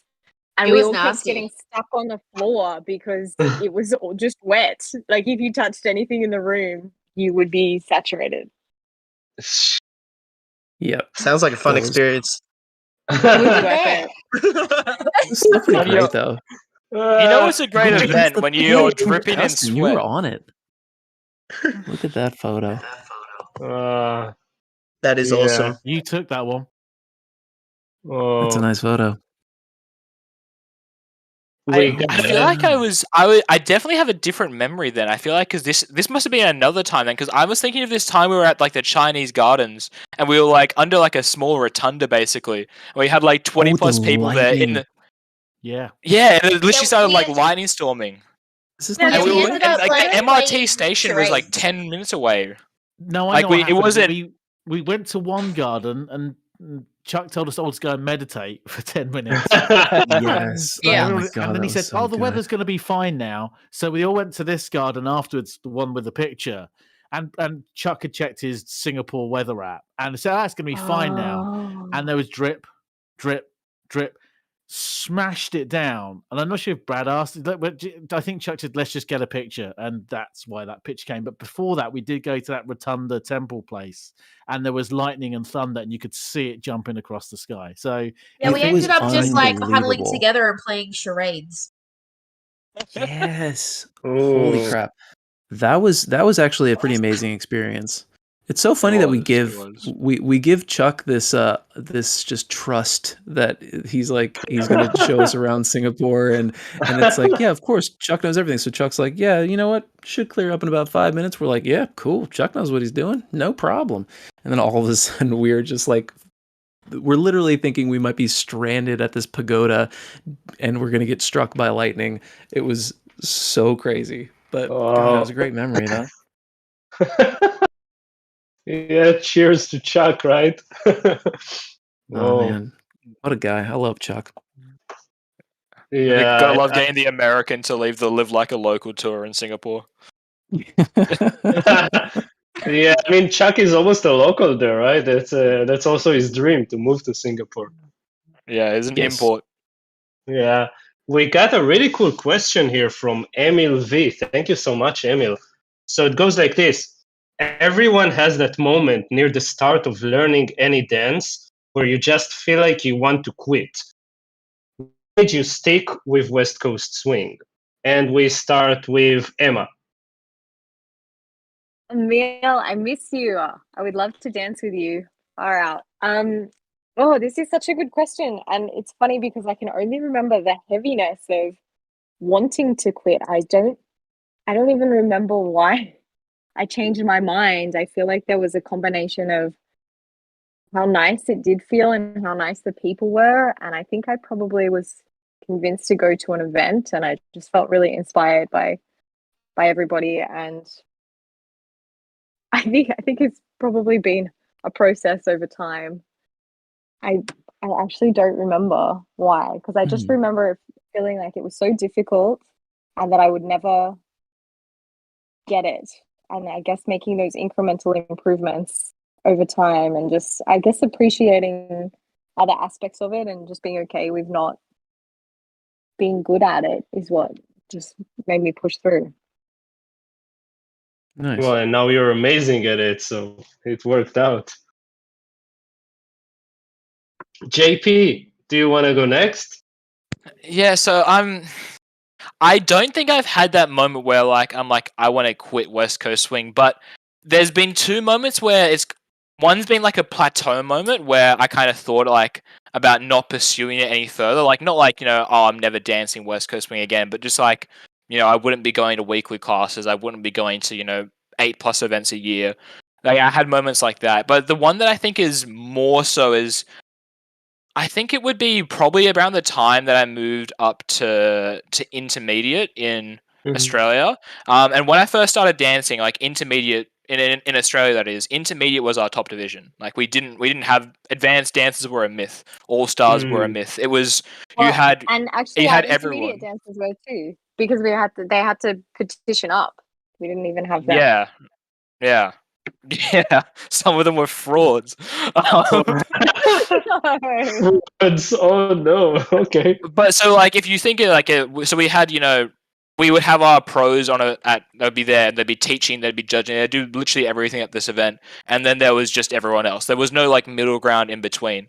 And so when I moved up to intermediate, I don't think there was a specific event that caused this to happen, but I started kind of questioning. And this is also kind of to do with the fact that I was following in Zac's footsteps. Zac, I probably moved up a year, maybe a year and a half before me. Most of my life, I've just been chasing after him. But it kind of felt like I started to question, did I move up because I'm young? Do people draw more attention to me because the fact that simply I'm a 14-year-old dancing West Coast swing, I'm the anomaly? And even still, was the swag, recently. man. It was the swag. Yeah, even still recently, there's those thoughts where I'm do I have an advantage in competing simply because of my age? Now, so kind of starting to plateauing out, but moving up, and I'm quite a competitive person, and that kind of just started to I don't know, irk me. And the reason why I think that I guess the thing that made me stick or get over that was I got to this is going to sound super cocky, and I don't mean it to, but it was an event where I didn't make top 3, and that was just unheard of. I know, crazy. And the fact that I didn't place, I was okay, I'm not just I dance bad, I guess, or other people are just better. And the fact that I wasn't the fact that I didn't have a podium finish meant I was okay, I'm not obviously just getting through because of that. There's got to be something more. So actually, that was a positive experience for you. It was definitely one of those moments of growth where I was okay, I have to if I want to do well, I have to put in the effort. I can't just rely on being young and unique. And that was one of the things I think that made me get over that. The other thing was when I started to plateau was a similar thing as when I hit All-Star in Australia, we didn't have All-Star competitions. We rarely do. We have advanced All-Star competitions primarily in Australia. Simply not that we don't have enough All-Stars, but a lot of our dancers that are at that All-Star level don't dance as much anymore because they've been doing it for so long. And like I was saying, we had intermediates being the top level of dancers. There've been plenty of dancers throughout the years that have stopped doing West Coast. I think one of the reasons is because the community wasn't able to catch up for them, and so they felt like they were exceeding the growth of Australia, and that they were limited by that fact. And I think that for a lot of people made them stop, at least in the competitive side. And so when I hit All-Star, I kind of felt like I was plateauing because I was I'm still competing against the same people that I was 2-3 events ago, and it doesn't feel as much of a challenge for me. the reason that I got over that was firstly I started traveling to international events, and similarly, you know, not placing well is like just such like a big motivator for me because I'm quite a heavily competitive person. And the other one is Zach. Zach and I have this long-standing rivalry about about so much competing. fun. It's so It romantic. is. But like we have a lot of competition between us, but there's also like plenty of videos. One of my favorite videos is this Jack and Jill video where one of Swing our to other it or friends is something? dancing. Yeah, swing to me exactly. You know it. And there's this, Yeah. and Alan took a video like starting on the Jack and Jill, and then it just slowly pans to the chairs at the back, and Zach and I are dancing and miming out the entire song. I can't remember what the song is now. It's like I came to dance. Dynamite. Yeah. Yeah, and we're just miming everything like almost identically, just being complete idiots. Oh no. So yeah, it's And then did I quite beat you after that? Did I also win that one, JP, or what happened there? I don't know. Probably. Zach usually beats me, but it's it's 50-50, right? There was an Australian dancer made a website that like tried to use tennis, like their tennis ranking system to work out who was the best in each region. Oh yeah. I think it's called like West Coast Swung or something. I don't even know if it still exists or not. And then like the rankings came out, and I remember like when it initially launched, I was like ahead of Zach, like I was first and he was second, and it's like, nah, this is bullshit. And then Asian Open came around, and after the World String Dance Points got added, he refreshed and he came in first, just like, yeah, suck it, JP. And I'm like, damn it. Good. Okay, I think I want to move on to Brad because we're running out of time. Sorry for that, JP. Thanks for the answer. Brad, do you recall such a moment where you thought you might quit, and what helped you then? Well, real quick, I just wanted to say, Emil, I love the comment that you just said to Emma, that you asked the question because the dance that you had with her actually made you want to stick with it. I think that's pretty amazing. That's beautiful. So beautiful. And I've been racking my brains trying to think of a time where I wanted to quit, and I really think I can honestly say that dancing wise, I never got to that point where I was like, I don't want to do this anymore. Or that I wanted to stop. I've definitely reached a ton of times where I thought I'd plateaued and that I wasn't getting any better or that I sucked, but there was no point where I was like, this isn't amazing to me. I have had a couple of relationships like 20 years ago or so that the girl that I was with didn't jive with the dance community, and that I ended up not dancing for a couple years at a time, or it was not something that worked well in my relationship, so I just put dancing aside, and then realized once I went back to it, like, this is just a thing that I love to do. And so I've never really had that wanting to get out of it type of moment, but I've certainly seen a lot of people go through it, and it's cool to see that sometimes it can be something as simple as just having a dance like Emil did with Emma to make you realize, like, this is why I do it. It's not for points, it's not for improvement, it's not for competition, it's just I freaking love this dance and it makes me feel amazing. So cheers to that question. That was an awesome question. Yeah, definitely. Thank you so much for that, Brad, and thank you so much again, Emil. That was awesome. We need to wrap up this part, so I'm gonna finish it with. Sorry, I've got a bit of a cold. I'm gonna finish it up with a short, or depending on you how long, question about your favorite memory of each other. JP, do you want to start? I think for Brad, I can definitely pinpoint it. Emma's a lot harder because one of my absolute dearest friends. So many memories to choose from. For Brad, I ended up hosting something in Sydney that became a little bit infamous. Yep, called the Nopen. And it was ran after an unsuccessful event in Australia called the Australian Open, and we ran like a meme event, except there was like no West Coast swing at all. It was just like a party weekend basically. Okay. And on the last night there was just a lot of antics that happened essentially, and Brad was involved in the majority of them, being Brad. But there's like a particular memory I have of firstly, like, you know, doing.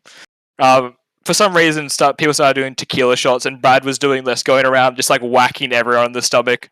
And there was this particular part where, there was a particular point where people started getting nude and swimming in the waterfront property that this event was at. Okay. And there were some instigators of this, not to be named. And there's one particular moment of essentially this person swimming out to a boat and yelling, "I'm the king of the world" on it, which I'm pretty sure Brad was the one that dared someone to do. And someone pops up out of the boat and says, "You realize someone lives here," at like 3 a.m. after this drunk naked guy is on top of his boat. Oh my god. Oh my god, that was the best freaking party. It's just a really good moment. If you have pictures from that, please do not post them on Discord. Thanks. There are pictures. I was just looking at them earlier today. I think if you want, it's on Brad's OnlyFans. No plugins. It's expensive. My subscription is expensive. Okay, JP, what's your best memory of Emma? Is this gonna probably have like nothing to do with West Coast Swing? But okay. So for my year 12 like graduation, end of high school, I'd very recently broken up with my girlfriend at the time, and the thought of just like randomly inviting like a friend or someone else like after that, I was like, it's pointless. Like, I don't care enough to like bring a date. And then essentially, I can't remember. I feel like my mum probably was like the one like, "Oh, you should bring Emma," and I was like, yeah, sure, whatever." And essentially, Emma ended up like coming along to like my year 12 graduation. And like people at my school had like heard about my dancing and stuff, etc. No one had ever seen it, and for some reason, she did end up like bringing her like her dance shoes. And just like Emma made like this night like a very, very memorable night for me. Just like improving what could have been like a very sad time after a pretty rough breakup, just before like end of high school. And then it was just a lot of things happened that night that made like the end of my like high school career a lot better. But there's been like countless times that Emma's been one of the most important people in my life, so it's hard to pinpoint an exact one.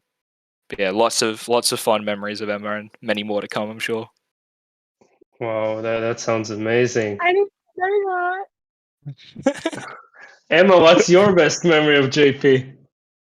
I mean, I have a similar problem. So I've chosen a West Coast Swing specific one where we one year had spent a whole bunch of time working on this routine. And the week before the competition that we were meant to debut it, we decided that it sucked and we hated the song and we hated the choreography.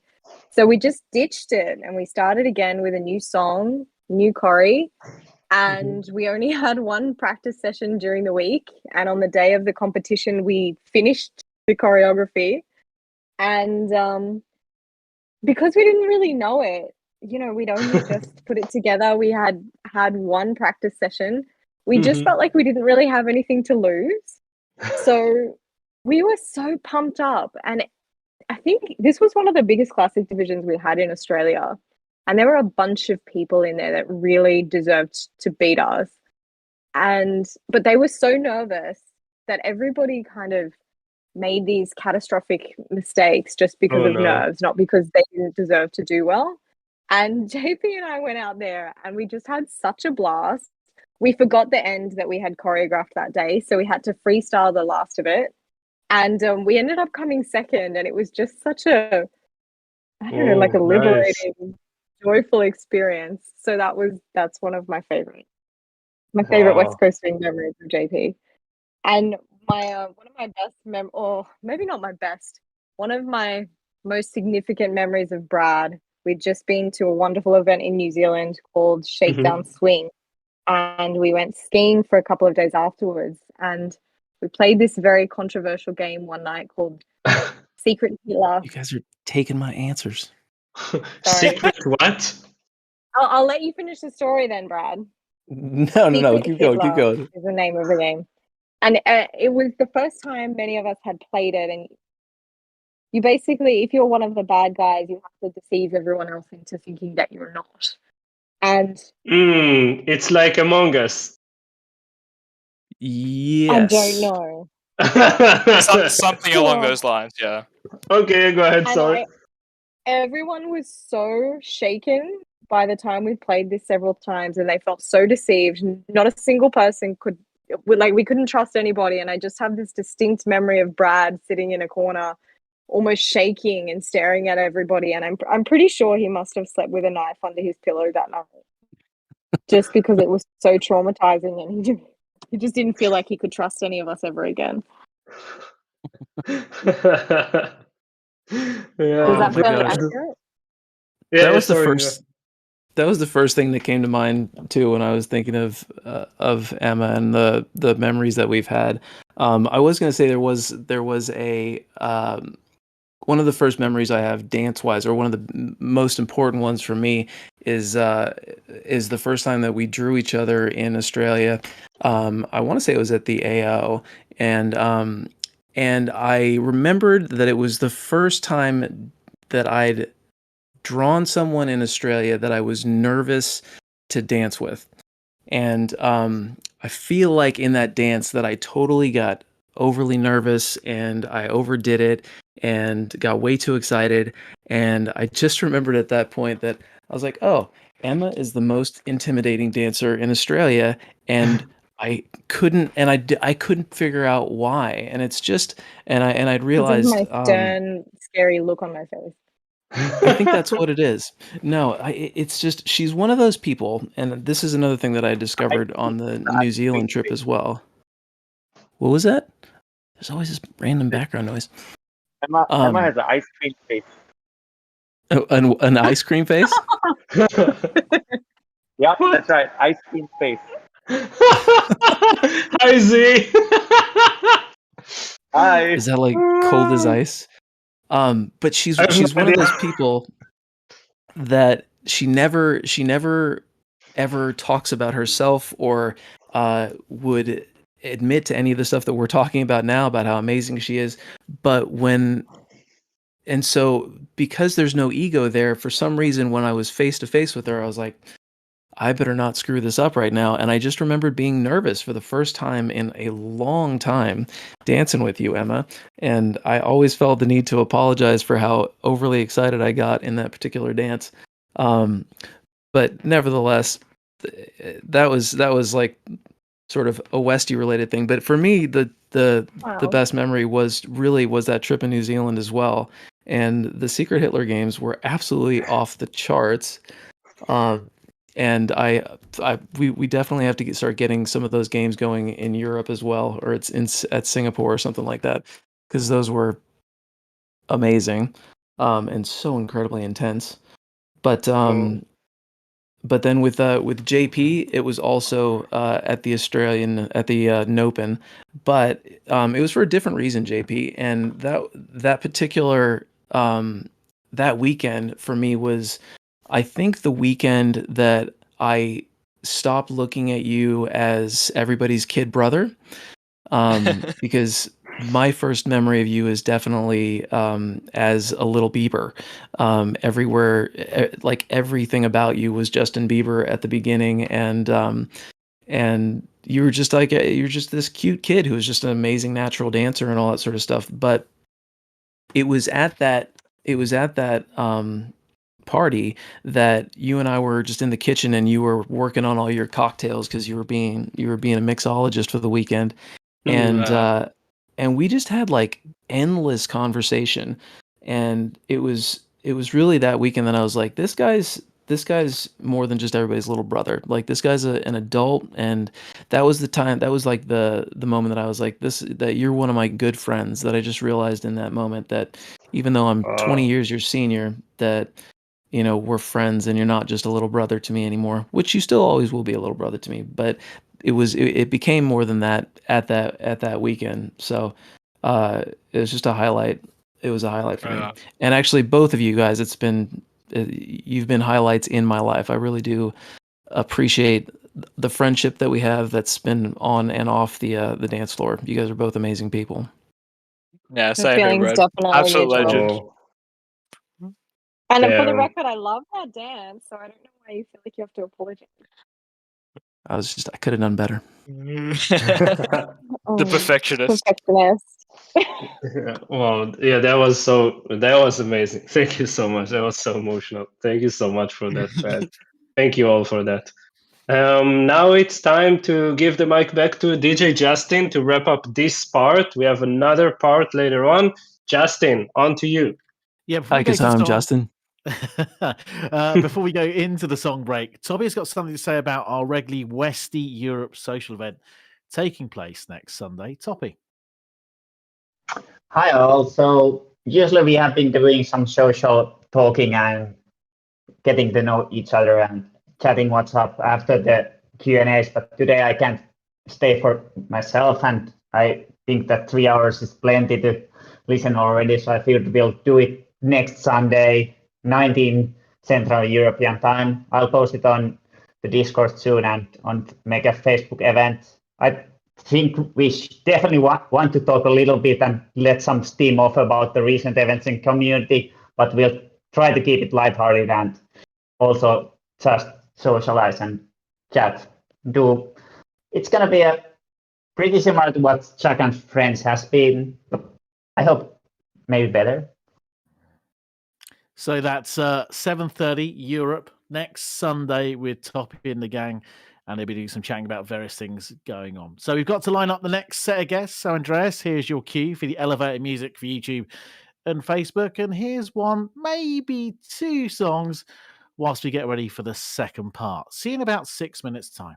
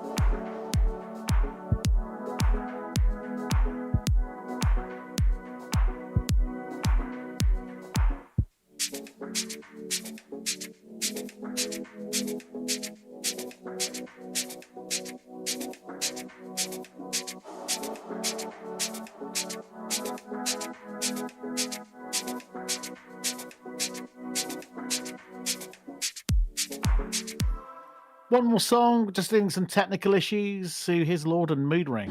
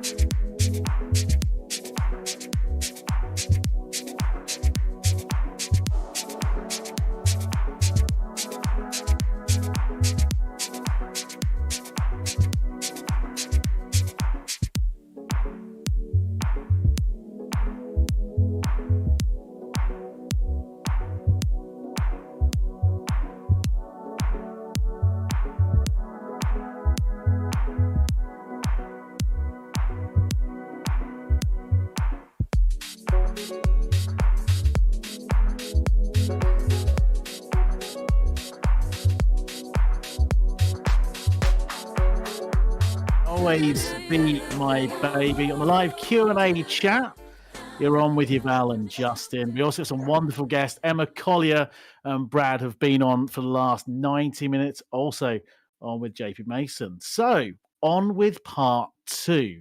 So let's get the rules in quickly. Get your questions in now. Don't be an idiot or a troll or you get kicked.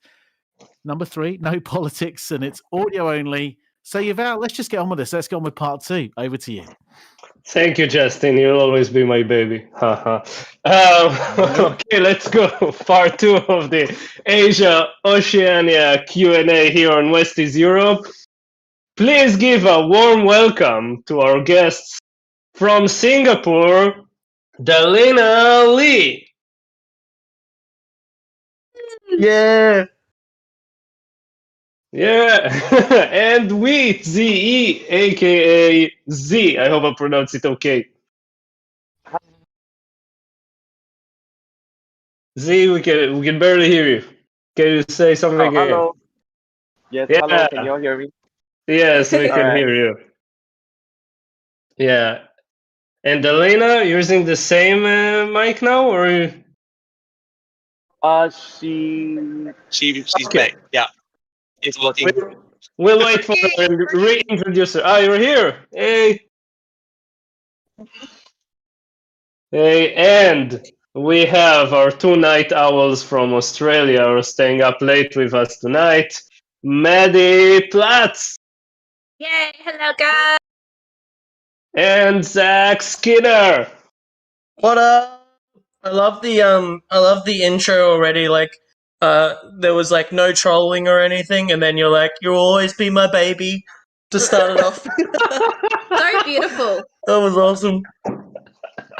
It was spontaneous. That was awesome. Thanks for having us on too. It's exciting times. Thank you so much for joining us. That's exciting for me too. Thank you all. And yeah, thank you for staying up so late, by the way. It's like getting really late in your place. So So and now good. We're not quite delirious just yet. okay. Dancers, you should be used to sleeping at 5 a.m. Yeah, we both start work at 5 and 6 a.m. Right? Oh, shit. Go to bed at 5 a.m., wake up at 6 a.m. Sounds like a perfect day. Perfect. That's alive. That's alive. That's a lot. Now, Typical if dance you weekend. are... Yeah, sorry, what'd you say? On a typical dance weekend hours, it's fine. Yeah, definitely. Now, if you are, like, hypothetically, yeah, if you are on a live Q&A with an audience that wants to get to know you, how would you introduce yourself? And I would let Dalena start. Me? Yes.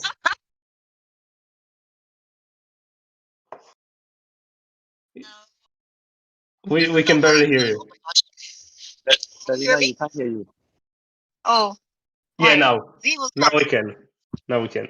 Oh, yeah, we can hear you now. Oh, why don't you go first? Wait, Z will start. Z? Okay, And now Z you're will very start. Okay, anyway. Am I clear? Here. So, let me start first while she tries to figure out what's wrong with her headset. So how would I introduce myself? I am tall, good looking. No shit. All true. No. Basically, yeah, I've been dancing West Coast for about 10 years. 10 years now. And before that, I was a salsa professional. So I was traveling and teaching and performing salsa. And then I had the chance to see West Coast Swing because of Jordan and Taj performing at Salsa Congress in Australia. And I was blown away by the dance and the music. Because, I was like, oh, they're dancing to music that I understand. So I decided to give it a try, and there was no West Coast swing scene in Singapore, so I worked with Dalena and some of the other instructors here, and we started a scene here from scratch. Whoa. So yeah, since then, it's Impressive. been a really exciting, yeah, it's been really exciting. It's been a really exciting journey for us. I've traveled, I think, quite a lot now to dance West Coast Swing. I mean, in case anybody wants to ask me which is my favorite dance, we're on a West Coast Swing chat, so I'll tell you it's West Coast Swing. If we want a salsa chat, I would still tell you it's West Coast Swing. That's awesome. All right. Thank you so much for that, Zee. That's awesome. Yeah. What have you been doing since the COVID outbreak, by the way? Me? Yeah. Wow. I mean, Singapore has been pretty restrictive for the last 20 months. So we have been dancing in really small groups. We've still been able to conduct classes, but I've forgotten what a social with like 40 people look like. Yeah, we can't even have more than Wow. 20 people right now in one room. So, yep, I don't even remember what 40 people in the same place look like. Damn. Yeah, I might get a shock when I go to the after party or Berlin Swing Revolution and I see like a few hundred people in the same ballroom. It might be like a shock to me, you know. Wow. Okay, we'll get a defibrillator ready for you there. Exactly. I might need that. But yeah, other than that, I mean, at least Singapore, you know, it's been pretty safe here, but I do think that the restrictions are getting a bit ridiculous. But travel is reopening, so yeah, I'm really looking forward to finally being able to travel again to dance events. Yeah, Yeah, come to Berlin. I'm planning it. If it happens, I'll be there. Oh, rub it in, Damn. guys. Rub it in. Yeah. Yeah, let's move on. Maddie, you want to introduce yourself? Sure. Hey, I'm Maddie. I am originally from Perth, which is on the west coast of Australia, and I moved to the east coast in Brisbane, Gold Coast about 7 years ago. I've been doing dancing ever since I was little, but I started partner dancing in modern jive when I was probably 13. Cool. And then I kind of got to a point where I didn't really feel like I could learn much more out of what I wanted to get with it. So I was at a dance weekend comp event actually with a friend, and I was staying with some people who had already started doing West Coast. It was very, very small at this point in Australia though. But I saw Jordan and Tart's Dirty Pop routine, and I was like, what is that? I want to do that. And they actually just happened to be in town at the time doing like a really small workshop. So I managed to meet them, and West Coast kind of took off from there. But in Perth, we didn't really have any West Coast. There was a little bit, but it was, one small class and had been going for a very short period of time. So most of the West Coast learning I did for the first probably 4 years were off YouTube. And watching live dance events, which was amazing. I just moved over to here when I kind of started a school with Jesse Voss, if anyone knows him, West Coast School in Perth, and we kind of parted ways a little bit after that. But a little shout out to my Perth family. It's good to see a couple of you guys here. And then I moved to the East Coast and started doing some West Coast over here. Nice. Zach, what about you? Okay, well, my name is Zach, and I'm 25. And I started doing hip hop probably when I was 6. I broke my arm. I stopped dancing after that, and then my dad ran a dance company called Le Step on the Coast with 2 other people, and I started partner dancing that when I was 13 or just before I was 13. And then I think 2 years later, I kind of grew my way up through there, through the ranks in Modern Jive or Ciroc, I think it's called in most places around the world. And then I started West Coast Swing when I was 15. Nice. I left school probably 2 years. I left school at year 11, before year 11. And I studied dance full time, as in like ballet, hip hop, contemporary, lyrical, all that type of stuff. Which I think greatly improved my just knowledge of dance, or just terminology, technique, all that type of stuff. Flexibility, that's for sure. But yeah, wow, you actually left school for dancing. That's like, well, yeah, I wasn't doing too well at school anyway, to be honest.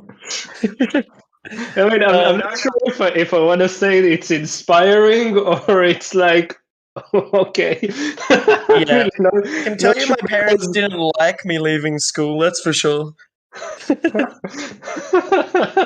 Yeah, I mean, what did Alan think? Yeah, he now has this rule where you're not really allowed to start dancing until you're in high school, just so because he thinks that I got addicted to dancing too early, and it affected my schooling, which is probably a little bit correct in there, but no, I think everyone's different. But yeah.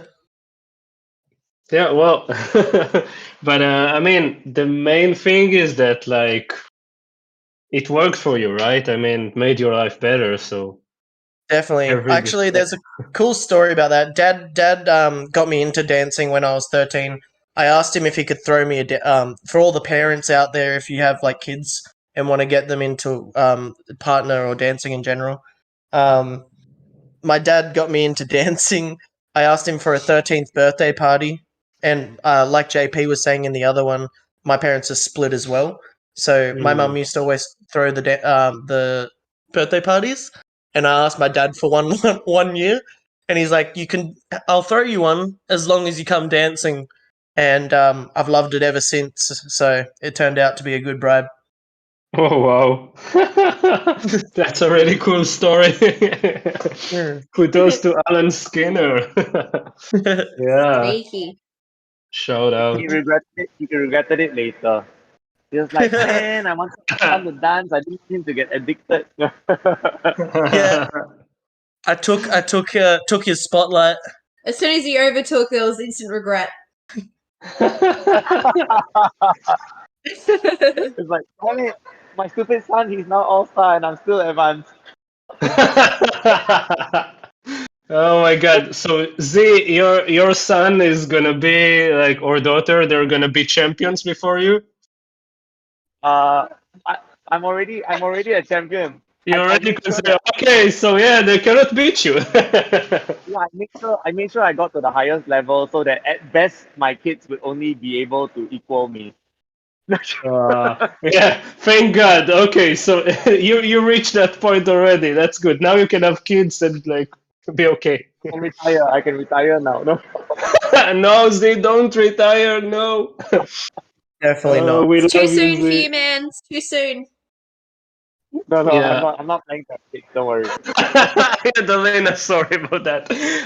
Do you want to go ahead and introduce yourself and save us from that embarrassing discussion? I think your mic is still not working, right? She should be, but wait. It was working earlier. Oh, that's You are good. on mute. Just do that. Wait. Yeah, just talk there. That's it. It's okay. Oh, I think Dalena will just talk into my mic because it seems like it's not really I working. think that would be best. Yeah. Go for it. Yeah, this is so weird. I feel like my mom right now, where I can't get anything to work. I tried my earphones, my students' earphones, and now I have to literally yell into these ear.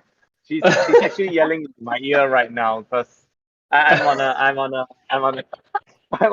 wireless headset, so it's pretty funny because she is actually shouting into my ear. It's true. That's awesome. Welcome to marriage.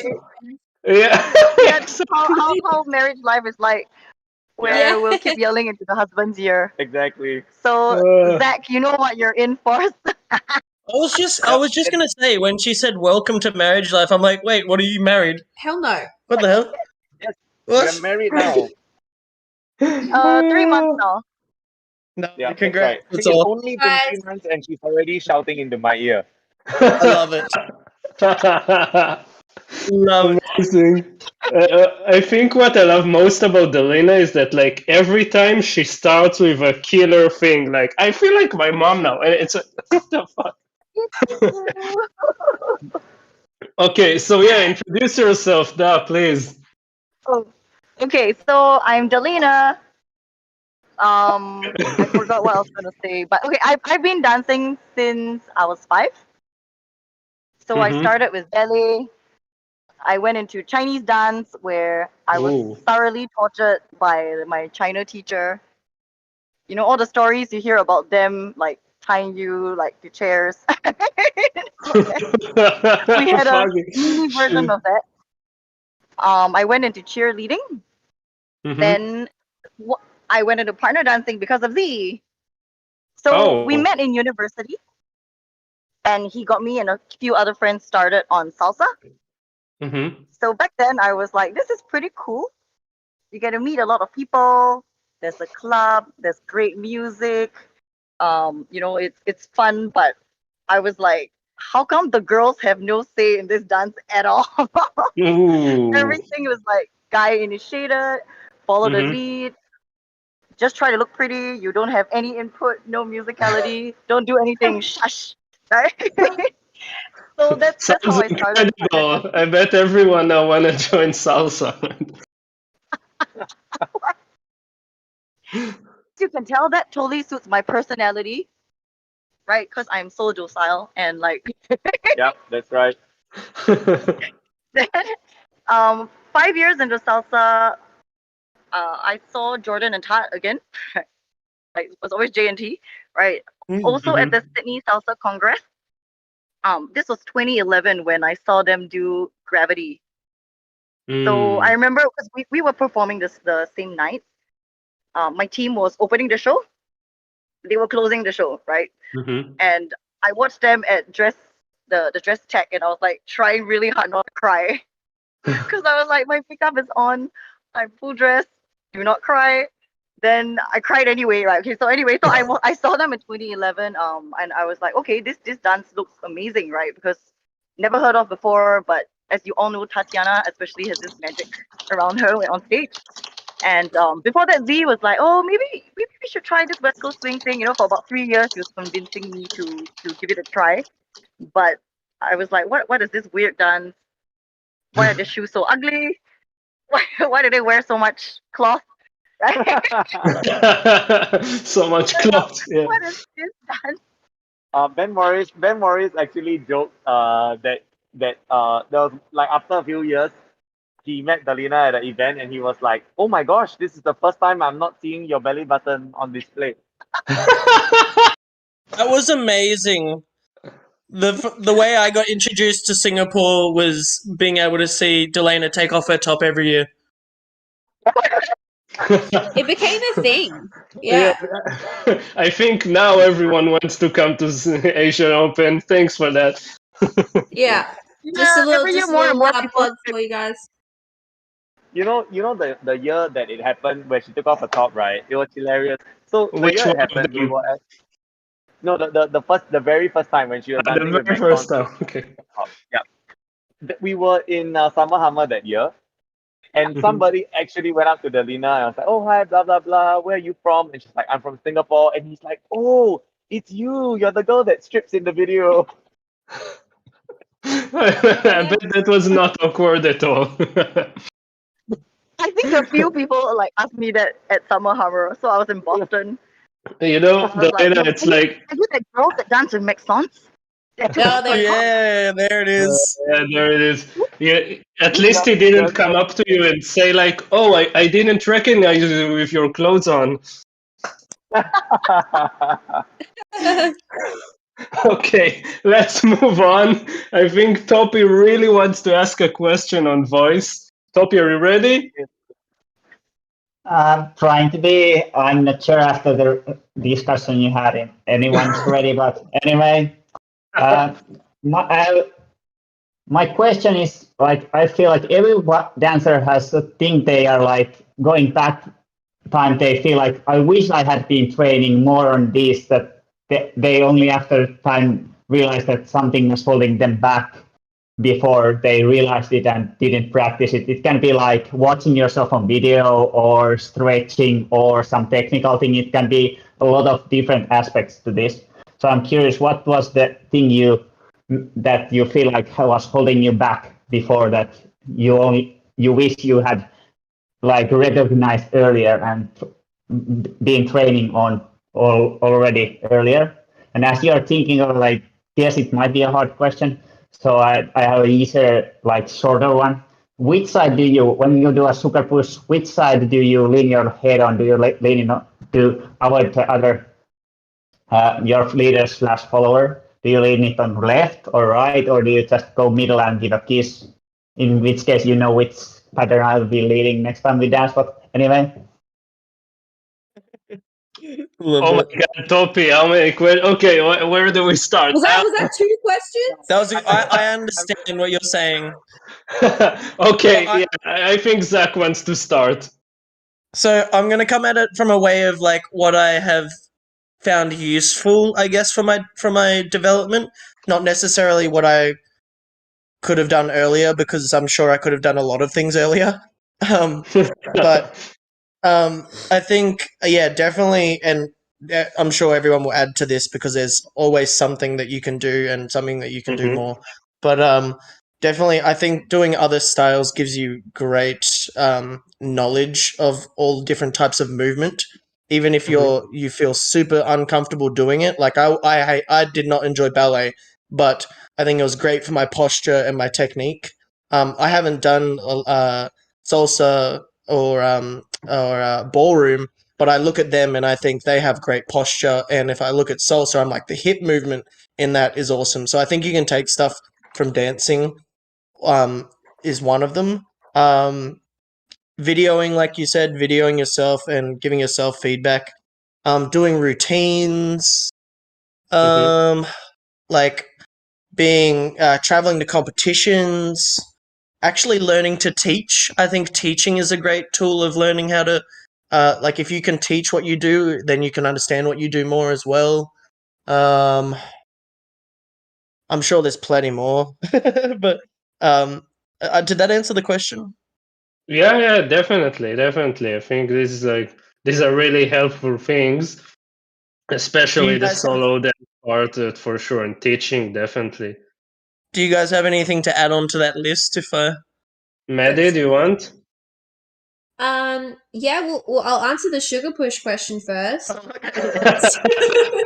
typically I tilt my head to the right, depending who I'm dancing with. Obviously, if I'm dancing with Zach, I might go straight on, and if we haven't had a fight, there'll be a kiss, and so that's an actual sugar push. I just tend to put my tongue in your mouth instead. Yeah, but now he just sticks his tongue out, so I avoid that. Okay. In terms of the other question, yeah, I think for me, I guess, yeah, definitely working on your own solo movement is so beneficial for so many things. It's beneficial for you as a teacher. It's beneficial for you to be able to become more confident and comfortable within your own movement, which is very important. I know it's a partner dance style, but if you don't feel comfortable dancing by yourself, it's very hard to kind of push yourself out of that comfort zone when you're dancing with a partner. And yeah, routines for sure are like key if you want to, like there'll always be, those few moves or that certain technique in routines that is new and you haven't really done before. And it's just really awesome to have a routine to focus on that and have a goal to earn it towards, which is cool. So yeah, routines for sure are very useful. I would just wanting to add on to that too. We've done both. We've paid for Ben and Ben Morris and other people to choreograph routines for us. And personally, we've learned so much from that and built from that.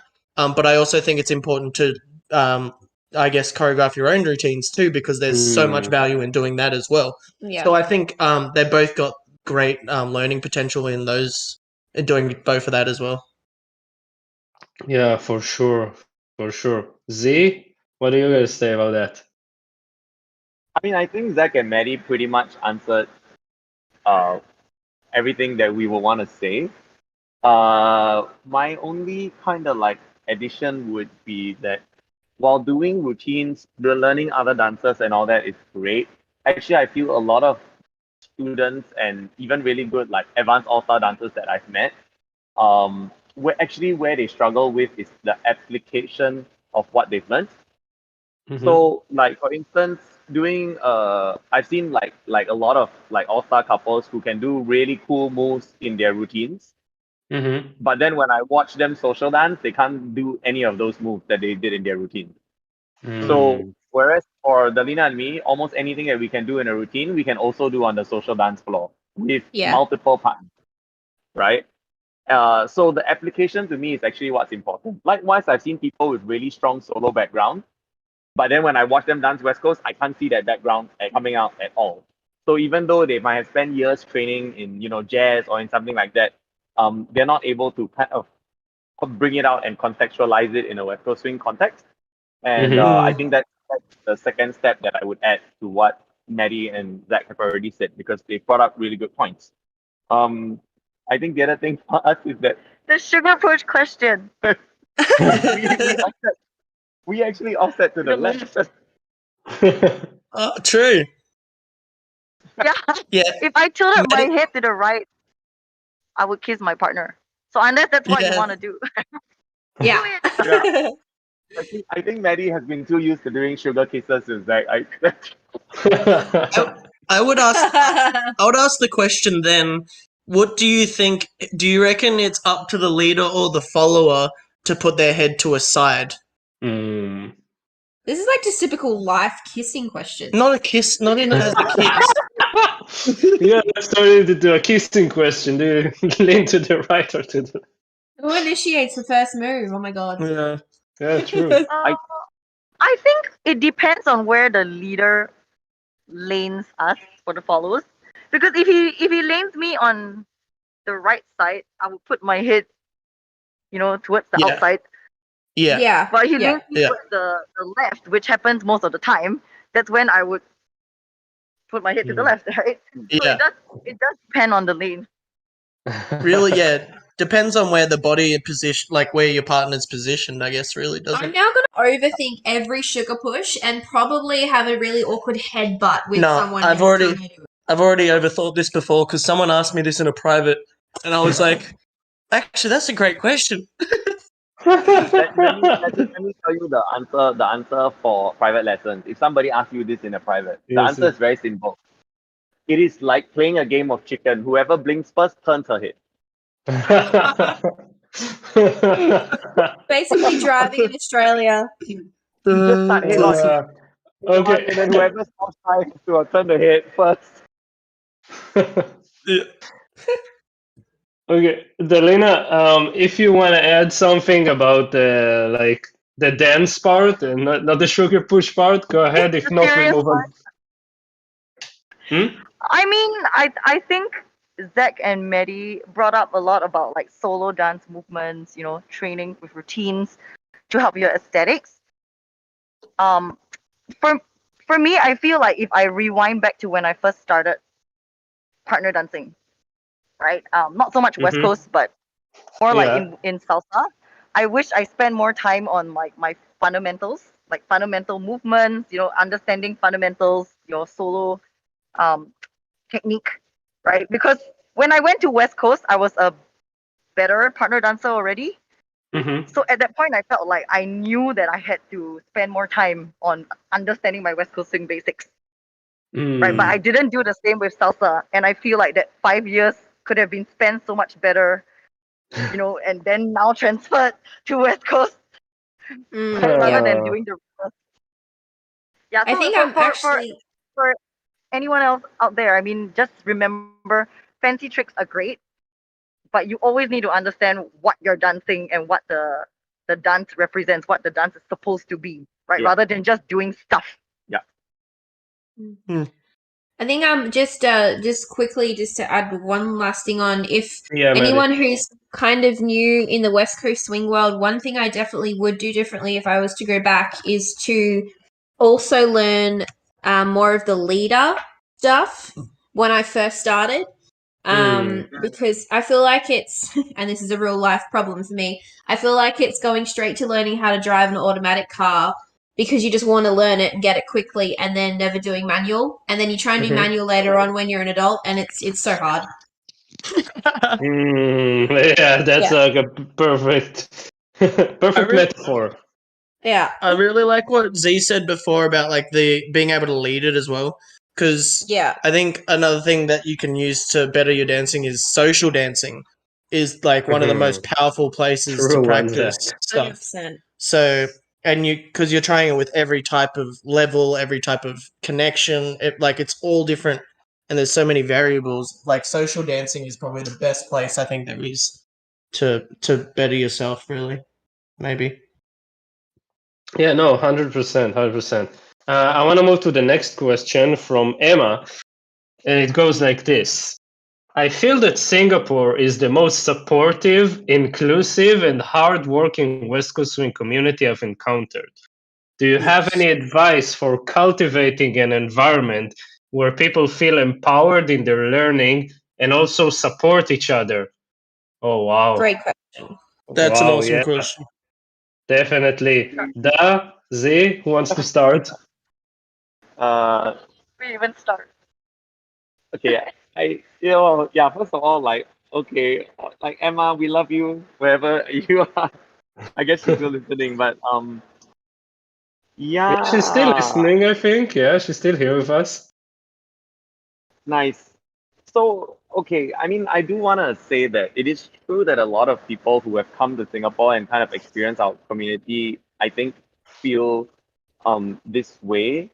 And in terms of trying to cultivate that kind of environment, I think the big part of it is to understand both the behavior that you desire, for people who are teaching, or if you're people who are community leaders, you need to understand like the behavior that you desire, as well as what's in it for people to behave in that way.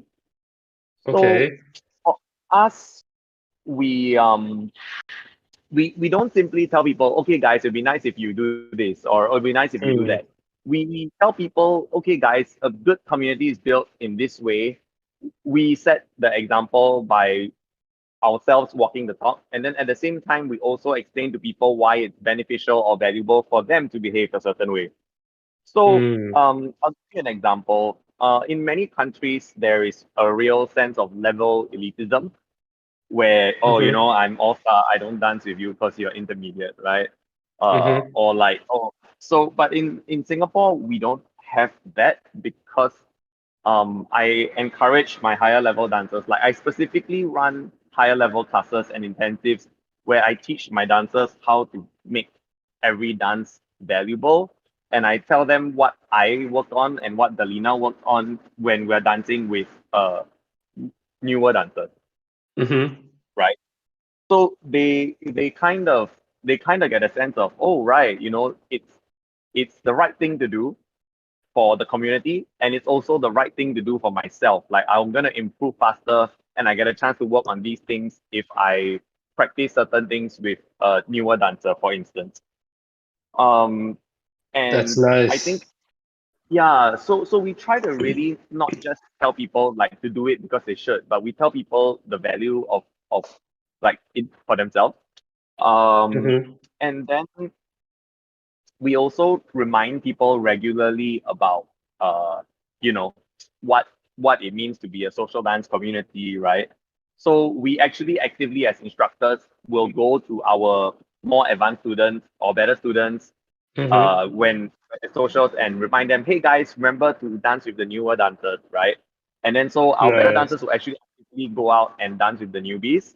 And then the newbies, we go back to the newbies and tell them, hey guys, remember to be really appreciative of the fact that these guys are really experienced and asking you to dance. So the newer dancers don't take it for granted. They're very grateful for the fact that the experienced dancers invite them.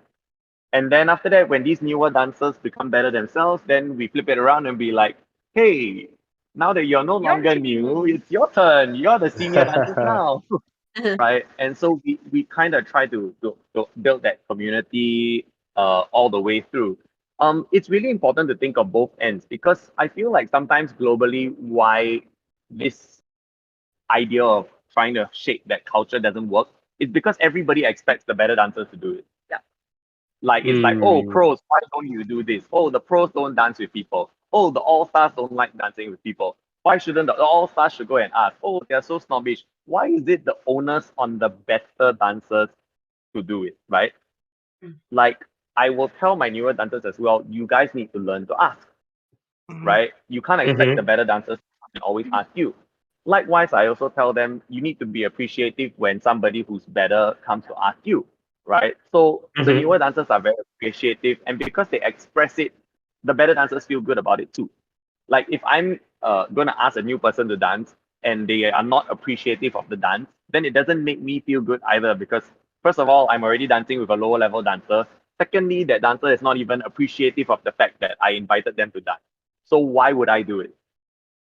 Right? So I kind of feel that culture, So for us, we feel that culture needs to be built on both ends. You have to build the culture that you want on both ends of the spectrum, and not just focus on telling the higher level dancers they should do this because they are representatives of the community, or because they're supposed to set an example for the next generation. Like ultimately, most people are not altruistic. Most people are not masters, right? If you just tell them it's your responsibility, it's your duty, people get sick of hearing that after a while. But if they realize that it is better for their own development, and if they are also then appreciated by the people that they are reaching out to, it really, really makes a difference. Yeah. Yeah, and to add on, I do feel that culture is pushed down, like from the top, right, top down. And by top down, I don't mean just like like the instructors and everybody else, right? It's kind of like Zee of a certain vision of what he really wants the community to be like, right? Then the next tier, the senior instructors, we are like, all right, we are going to be united in pushing this vision down, right? Then the next tier of the middle instructors then push it down to the junior instructors, and so on and so forth, right? And what you mentioned about training your students, okay, I see it as training, right? Because it's a mindset that we are trying to cultivate. It happens both in class as well as outside of class. And I think the beauty of like the Singapore community is that we only have one studio. So in that sense, it's very easy for us to have control of that culture, right? Because it's just our studio. We don't have to contend with, like Studio X, Y, and Z having different, I guess, kind of communities or cultures, right? So it's a little bit of a different situation because we are a monopoly, right? Which means it's very easy for us to to our students directly. Yeah, and that's just something I wanted to point out, because I know that not many countries have that same kind of control and situation. Yeah. Yeah, true. Definitely an advantage when you, when you can, like, when you have the monopoly. Yeah, but I mean, it sounds amazing. It sounds really awesome, and I think everyone can learn from that a lot. Yeah, we definitely have that issue in other communities. So yeah, I think it's once the message comes and the example comes from the community leaders, people would follow. And that's definitely inspiring. Thank you so much for that. There's nothing worse than that story you hear from one of your novice dancers coming back from like a super amazing event that has changed so many lives, and being like, oh, this pro dancer was a complete asshole to me and didn't want to dance with me, or didn't treat me like a human being, or whatever it is. And you're like, wow, that's definitely not my experience with that person. But yeah, that it just leaves a bad taste in your mouth. So everyone's got to be, if you're supportive and like everyone's like that, it makes the best. Like Singapore is so supportive. Yeah, you guys are amazing. Every event you go to, you bring such a cool, fun vibe. It's just so good. It's so supportive. Yeah, you, guys. definitely. Yeah. And I'd really love to visit you guys. And thanks, Estelle, for the comment about Zee. Yes. You. I miss dancing with you too. We already have our next question Yeah. coming in from Kim Peer. Thank you, Kim.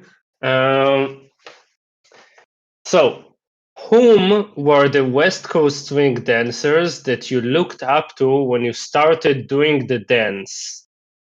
And I want to start with Zach. For me, when I Your started dad. West Coast. Your dad.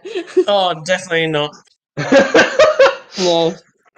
I mean, he facilitated. he got me into dancing, but he wasn't the person that I watched, like looked up to. I think maybe at the start. I'm pretty harsh. Yeah, at the start, definitely. But then my Don't say it out of guilt. yeah my YouTube was a thing.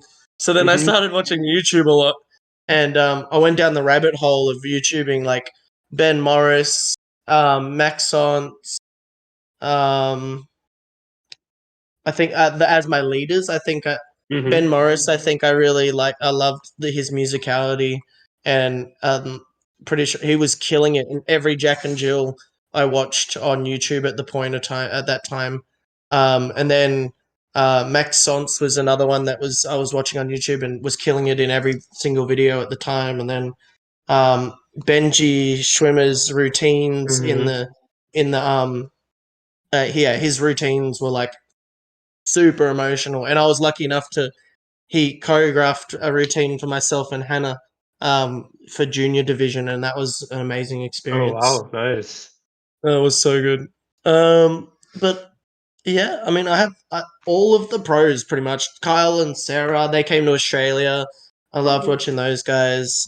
Zee and Dalena, they also facilitated a lot of what do you call it, inspiration from like all the people that they brought over as well.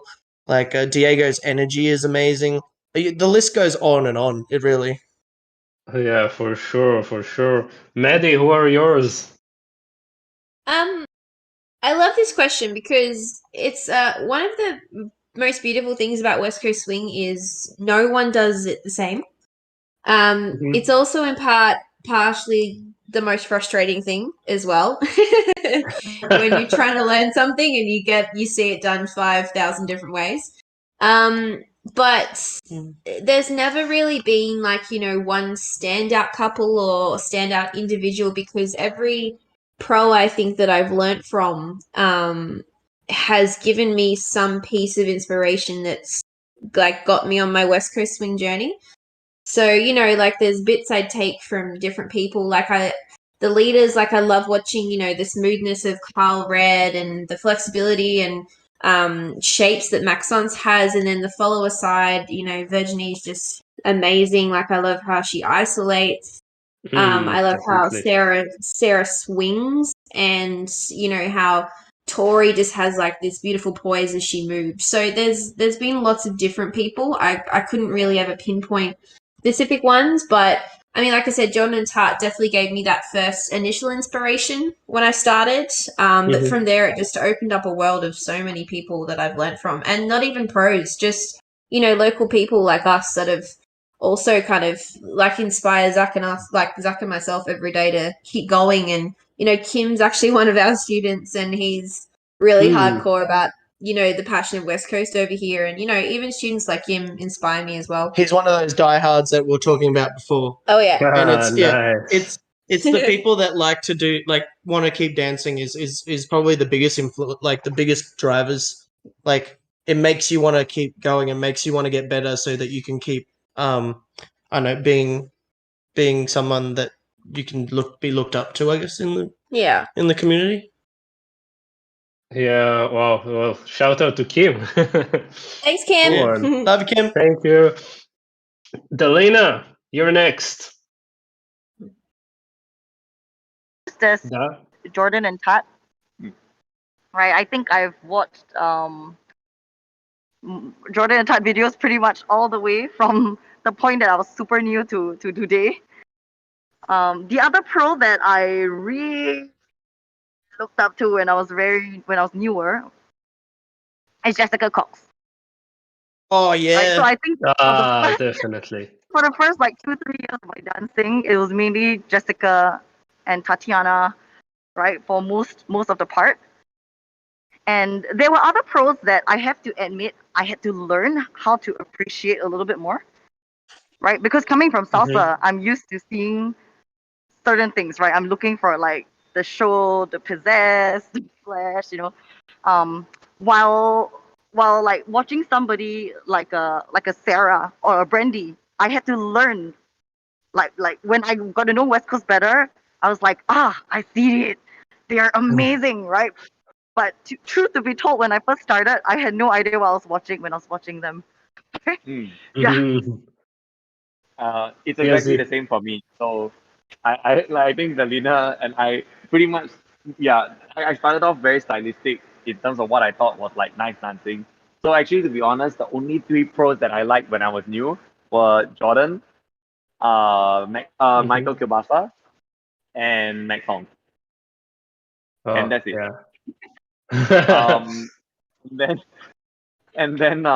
Actually, it's like, I think like when I got it's really like the better I became in West Coast, the more I appreciated the dancing of the other champs. So I think like the most recent pro that I have been working with and trying to emulate at least certain things from is actually Kyle. But when I first started dancing, I did not appreciate Kyle's dancing at all. Yeah.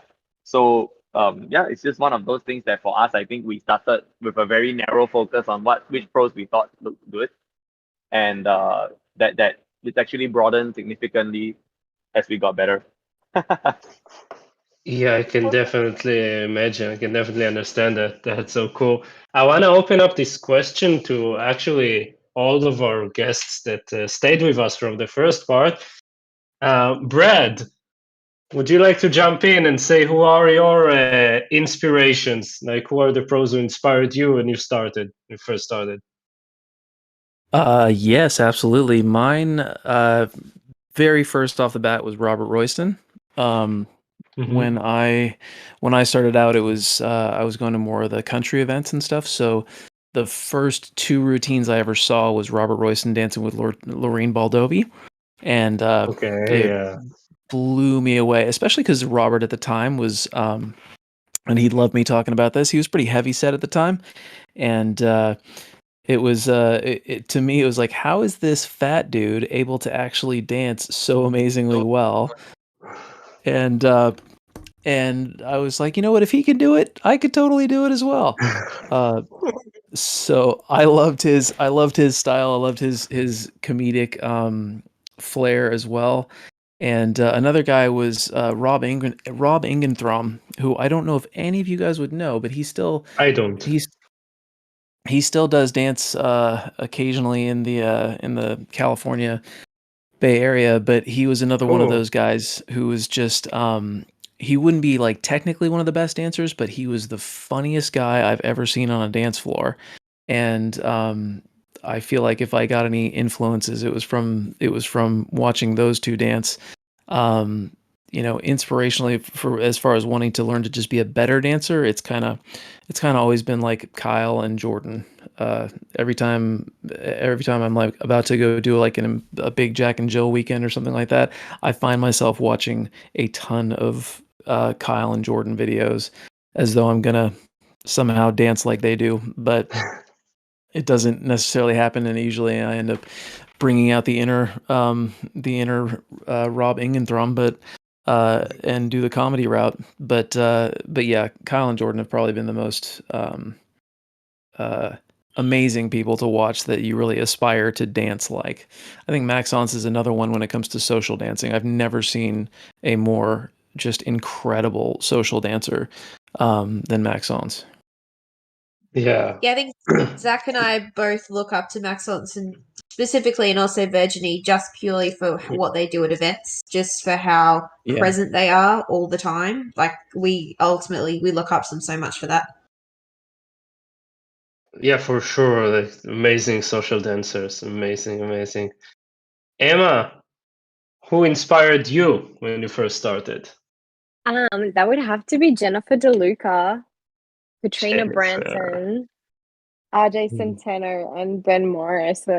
They were really, they were really important, I think, in getting me hooked on West Coast swing. Always had a massive West Coast swing crush on Jennifer DeLuca. So Jen and Ben's routine. The Oh, best thing ever. far out. Wait, I have to say this, Emma. I am really shocked to hear that. I don't see any Jen DeLuca in your dancing at all. But just because I admire it doesn't mean I can do it. Like wow, like you are so composed. You're like your dancing is like as composed as you get. Yeah. Yeah. Jen is like. And then I was like, what? Jen DeLuca? The day Emma twerks in a demo or on the dance floor, I'll be like, and we've peaked. That's it. We've peaked. I assure think you we that's never going to happen. Hey girl, what's that sound? Is that Do it, snap do it. down? Left cheek, right cheek, left cheek, right cheek. Sure. I'm pretty sure that Andi is gonna get a strike from YouTube after that session, but okay. So many reasons for that. JP, who's your inspiration? So I'm gonna drop 4 names. 2 of them you guys probably would know. 2 of them I doubt anyone here that's not from Australia, Sydney specifically, would know. The first 2 when I started is going to be someone called Nathan Tucson and Adam Nyland. Adam. Yeah. Adam was an inspiration to me for the way that he viewed the dance, not so much as the way that he danced itself. I remember countless nights when the person who taught me how to dance, Leanne, used to have this studio that was less she had 2 studios that she would do classes at, and the one on Wednesday was a smaller one, and she ended up closing it down as a result. It's also like one of my very first cover photos on Facebook is like the last night when it closed down. But I remember spending plenty of time at this studio on Wednesday, going over YouTube videos with Adam and like breaking down how these moves happen. Like not just like, okay, I see this cool move, I want to learn how to do it. It's like, okay, what actually makes this move possible? What is something that I can relate it to? Yeah, and like if anyone who's taught my take any of my classes now, the way that I always try and like teach something as I go from like the lowest attainable thing and then build content on top of that, and that's the same way that he taught me how to view everything, and that to me is like the easiest way that I learn, and that's become like an integral part of my understanding of how to grow in this dance and how to teach. So huge inspiration. Nathan Tucson, he doesn't compete in West Coast swing at all, but all of the followers from Sydney specifically, and I'd say a lot of Australia, love dancing with him. Just get compliments all the time. Firstly, stand-up guy, amazing. But the way that he cares and like looks after followers is just something that I aspired to do. And when I started off, I was definitely too selfish of a leader to be able to ever recreate that. Still something I'm trying to work towards, but yeah, massive inspiration there. And then more of the stylistic, inspirations that people would more likely know would be first one in this call right now is Zach. Like I mentioned in my earlier part. That's so cute. No, none of that. Oh, the bro None of that.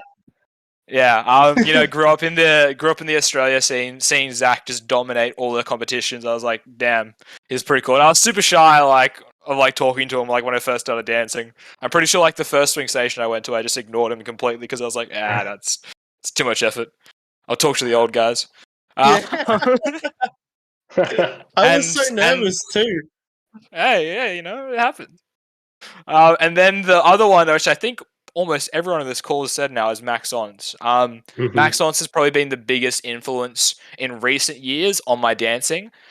Mainly just the way that he incorporates rotational energy into his leading opened up just so many more horizons to me of what West Coast swing is, and how I can change like the fundamentals of my lead on my one. Like all this stuff is just everything. All the workshops I've gone and taken from him, all the social dancing that I watch him do, all the privates I've taken, like everything is just added to my own dancing like tremendously. Yeah, I love that guy. Yeah, I think Maxence has changed West Coast swing. Like he just changed the dance straight out. He's influenced so many people in so many ways, and so many things have changed since he started with the dance. That's like huge shout out for Mexans, definitely. JP, I love the question you asked on the chat, and I want to forward it. So, what is your favorite or most impactful dance compliment you've received? And I want to start with Z. Z, can you hear me? Yes. So, wow. Let me think. Favorite or best compliment I've received? Woo. I mean, I think for me, I don't really remember any specific one that was, you know, like I don't remember the exact words, but I think the ones that really mean a lot to me are when people tell me, like how much my dance with them meant to them, or how much it kind of like made their weekend. And I think those are the ones that for me are also the compliments that mean the most to me.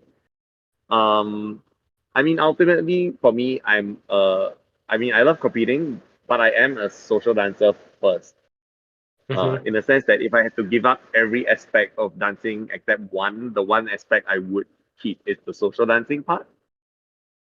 And so when people tell me stuff like, "Oh my gosh, like that was like really like my best dance of the weekend, or like best dance of the year, or that dance really made my night," I think that's of the when I year, really wow. feel. Yeah, I somebody told me that once. Well, actually, somebody told me that it was the best dance of their lives, and I was like, Whoa. wow. I was like, that's amazing. my Yeah, God. so I think it's when people tell me, give me compliments like that, those make me the happiest. Yeah. Wow. Da, how about you? So the most me? memorable one is actually a really recent one Okay. where this What? so we have this salsa student. He doesn't take lessons from me, right? Because I don't teach salsa that often anymore. But his instructor is one of my students, right? And at a recent social, so this guy is gay, just FYI, right? So he's gay. Okay. And after dancing with me, he went back to his group of like friends, and he was like, "Oh my god, I just turned straight for the last 4 minutes with that dance with her. She's so amazing. I'm like, my parents will be so happy for that 4 minutes that I just had. And she's so good. You all have to go dance with her." Come to the next Asia Open, everyone. So I was like, well, that's like the best compliment. Like, he didn't dare to tell me because he thought it would be offensive or weird. But when it finally made its way to my ears, I was like, that's like the best compliment I've received in like the last 10 years or something. That's a really good one. That's so great. Yeah. Zach, what about you? Did you turn someone gay? No, don't think so. Maybe. I mean, I don't know. I think it's hard to remember them all because I just get so many compliments. Oh my god. I'm joking. Here we go. He's so modest, right? No, I'm the same as Z. It's it means a lot more when you've impacted someone's night or the way that they feel, because you never know how someone's day is going, and someone could be having a shitty day and you can make their day, and it just makes you feel like you've done something nice, and you're there for a reason. I feel like yeah, I think I've had people compliment me on style and stuff like that, and I'm just like, yeah, I know I'm awesome, but no, I'm joking. No, no. But yeah, no, I think it. Yeah, I'm not sure. I think definitely, more meaningful, way more meaningful when you know you've touched someone's like pulled on their heartstrings a little bit more.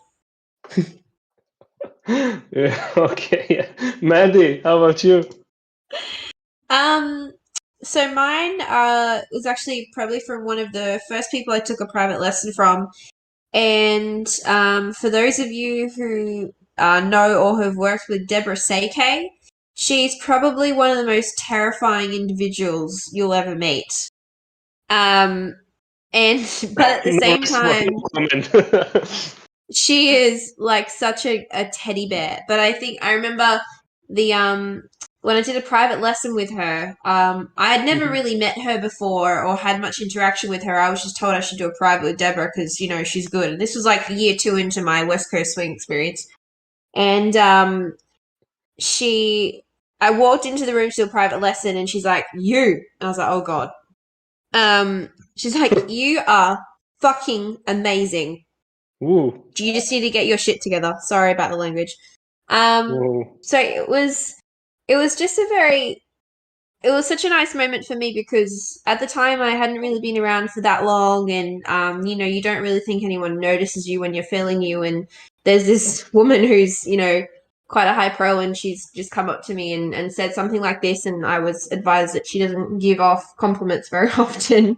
And so that was actually quite a nice experience. And I remember the following year, Zac and I did our first routine together and she ended up crying because she was so touched by the routine. Yeah, that was an emotional one. That was an emotional experience. That was something. And I think for those of you that have done routines before, it can always be kind of scary to you know, not know how the audience is going to react or take your routine and this piece of art that you've put so much into. And, you know, for someone like Deborah Seike, who a lot of people fear, to have her kind of, you know, crying in the audience was pretty touching as well. Wow. Yeah. That's amazing. Wow. Yeah. Oh my God. Actually, I do have one that I remember. It was one that I have a student that I've been teaching, and this student continuously reminds me or tells me from their opinion that I'm worth more than what I'm charging. And I'm honestly, I'm not in it. No, I don't think anyone's in it for the money. I mean, maybe some people are, but it's not like it's just, I think it's a nice thing to say that someone's really appreciating it that much that they think it's worth more than what it is that I'm valuing it at. So it makes you feel very valued, what Z was saying about before, like that higher, lower level dancer, and if they're not appreciating it, I guess. So it really does, that appreciation is very touching. Yeah, true. I think that appreciation it's very important, right? It's like you give your time for them. Yeah, they pay the money, right? And like, but yeah, when they tell you that they appreciate it more than the money they've given you, it's like that's gratitude. It's really nice. I want to open that question to our other guest here too. Actually, Emma, what's the best compliment you've ever got? Well, I think this call has been pretty good. I mean, between Emil's comment and Brad's comment and JP's comment before, I don't know. I think I'm from a different kind of standpoint. I did teach a private lesson one day, and the lovely lady, she cried because not because anything I had done, but because she just really got what we were doing. And I kind of, in that in the private lesson, I didn't actually tell her to do anything or change what she was doing, but I guess they helped facilitate her seeing what she could do in her own dancing. Was pretty satisfying. Wow. Yeah, that's that's a big one. Wow. Nice. How about you, JP? It feels a little odd to answer my own question, but Yes, there's two specific compliments that stand out to me, dance related specifically. The first is I remember this like verbatim is a follower after I had a dance with her at a small event in Australia said, "I love the way that you hear music." And such a nuanced like compliment, like it felt like something like meaningful. It wasn't just like, oh wow, like I had such a great dance with you, blah blah blah. It's like something that made them really like you could tell that they like appreciated it. It like had meaning to it. And like at the same time I'd been working on my musicality. It just kind of like really hit home at that time. I thought that was a really unique compliment, and I really enjoyed that one. And the other one, for almost completely different reasons, is just it is just a simple like, you're one of my favorite dancers, but I got it from someone who I had like the biggest crush on at the time, and it was just I was just like, yep, fucking days made. I'm going home, clocking off. We're out. Home alone yeah. with her. not quite. But yeah, those are my two standout compliments. Yeah, Nice. she's like, I've reached my peak. I can't do anymore. I give up dancing now. Brad, how about you? Do you ever get compliments? I have not yet received a compliment, but I hope Brad one of these provides days. his own compliments. Self-compliment. My best compliments I've given to myself. No, I can believe that. I can believe that. I don't think anyone has complimented Brad more than he's complimented himself. Actually true. Yeah. You know what? I'm just gonna go ahead and own that one. I'll wear that. That's fine. But you know, it's funny when Maddie was mentioning Deborah Seike. That was actually the first person that came to my mind as well. Like Deborah has a way of she knows like when somebody needs a push. She knows when she recognizes something that that there's, you know, potential there, and I can totally see her saying that with Maddie, because she gave me a compliment after I danced. It was Capital Swing, I think, and I had just danced the All-Star Division with Sharon Her, who I had just recently been in a relationship with, and we had an amazing dance, and it was really fun. And I got off the dance floor, and she was judging, and she just walked up to me, and she's just like, you know, you're so fucking good, but you know it too much. All right, you know it. You're in your own head. That's Deborah. She's like, that was the easiest first place I've ever given, but you need to calm the fuck down. And I was like, okay, this is a mixed message she's giving me, but this is Deborah Seike, and she's telling me, you just gotta take it. You do. It was absolutely like one of those moments where I was like, oh my God. And that's what certain people have the ability to, just by giving you any kind of compliment at all, just that, you know, kind of like what JP was saying, you know, if it's somebody that you really admire, just them giving you any kind of compliment at all just elevates you to this whole new level. And I think I remember you talking about this compliment that you got from Deborah, and I think I remember you showing everyone the dance that you had, and and you were like, I remember you explaining it as you knew this song, like it just come out, and no one else had known the song, and you knew the song like the back of your hand. That doesn't sound like Brad at all. And you were smashing. You were like, woo! That's a different dance. That was the one that I danced to Uptown Funk with Mackenzie, where I way overdid it. I even in the competition classes that I teach, I show that dance as like what not to do, because I was totally ignoring Mackenzie the entire time. But yeah, was that before or after Deborah Seike's compliment? That was after. So Deborah Seike had the opposite effect that she probably wanted. That's the dance, actually. That, So clearly, but her advice was taken on board, Brad. it was well, it was the opposite. Like basically, her saying that and her being like, "You got to stop being so like cocky out there," and blah blah blah. I was just like, "Yeah, I'm the Challenge freaking best in the accepted. world." Yeah, That's but why it I was. must say that nobody will compliment Brad more than he compliments himself. Yeah. I will Oh say no, this I though, could challenge it.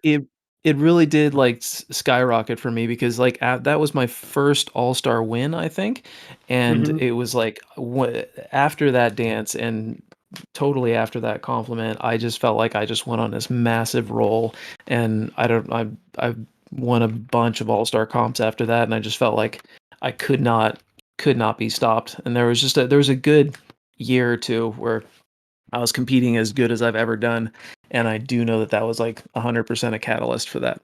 So Very Deborah's cool. Deborah's a freaking legend. There was there was the question that you asked in the first session about like people like losing passion or like losing the drive.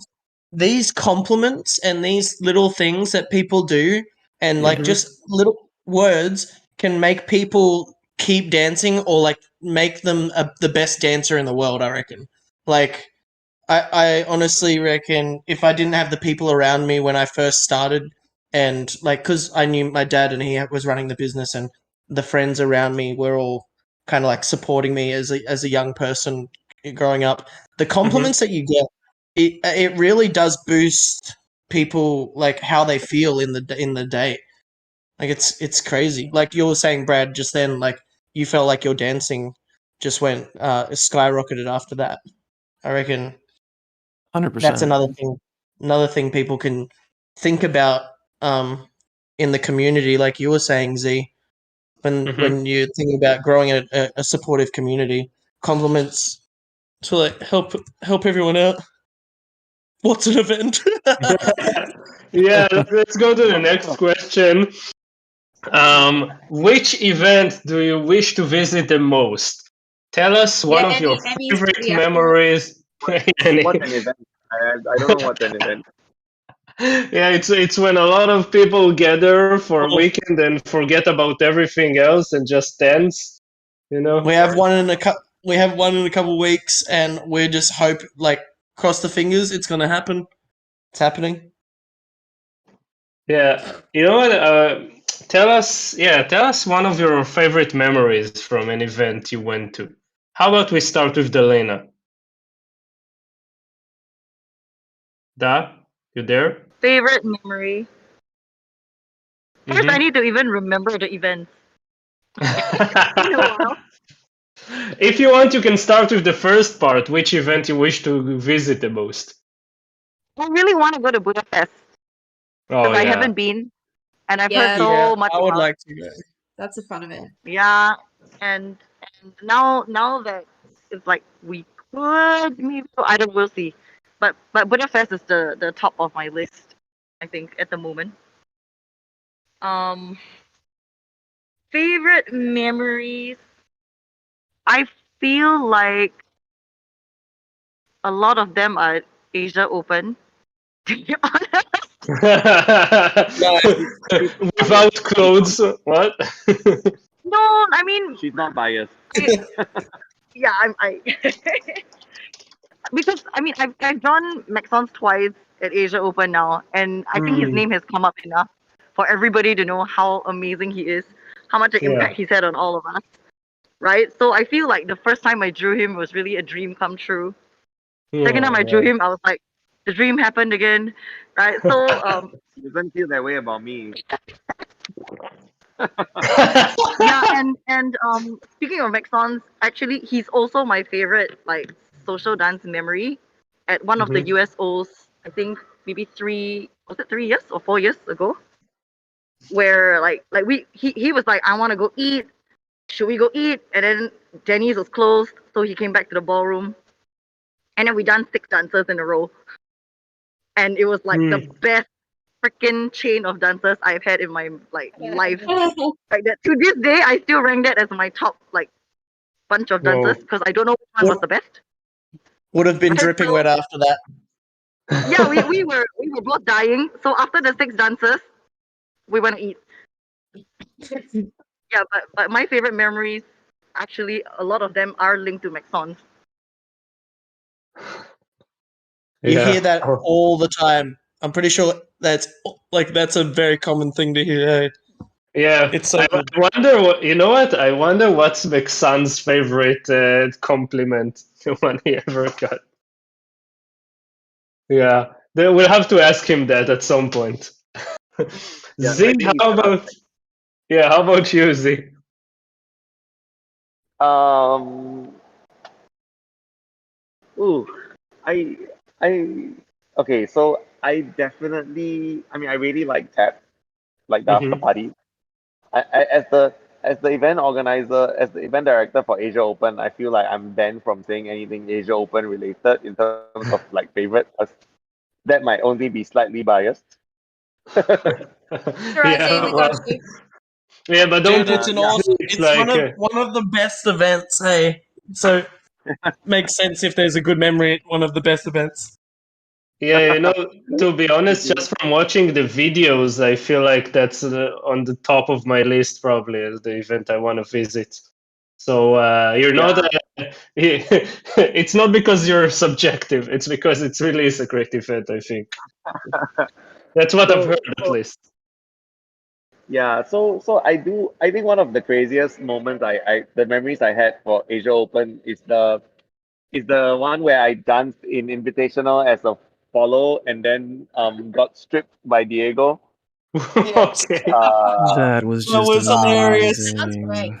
That was so amazing. The one that you wore my top. Yeah, the one where they made me wear Dalena's top.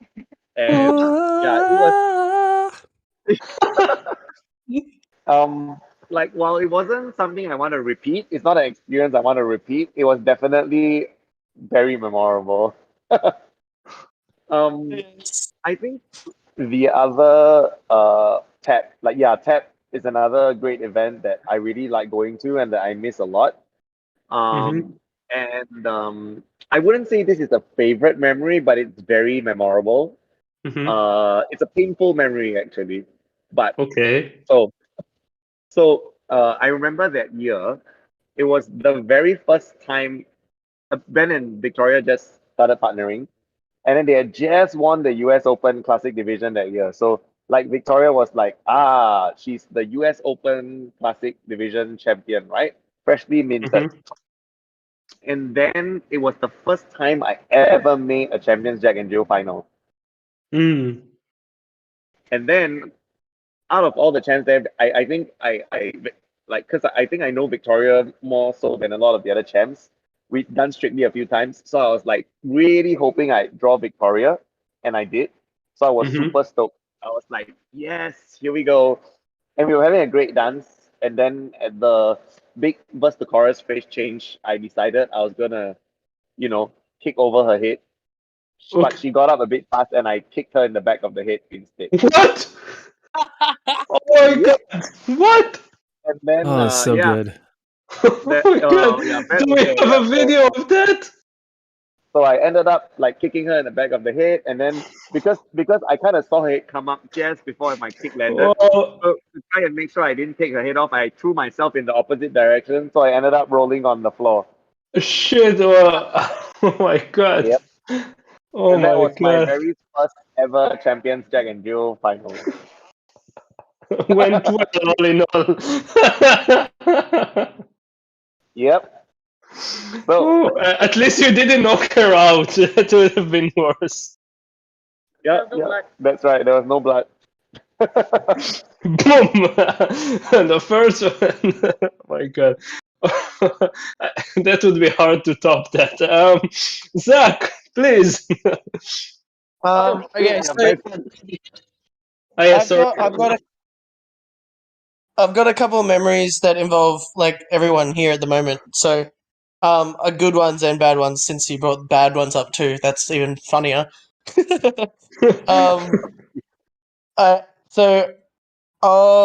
Z, I remember at Singapore Open one year.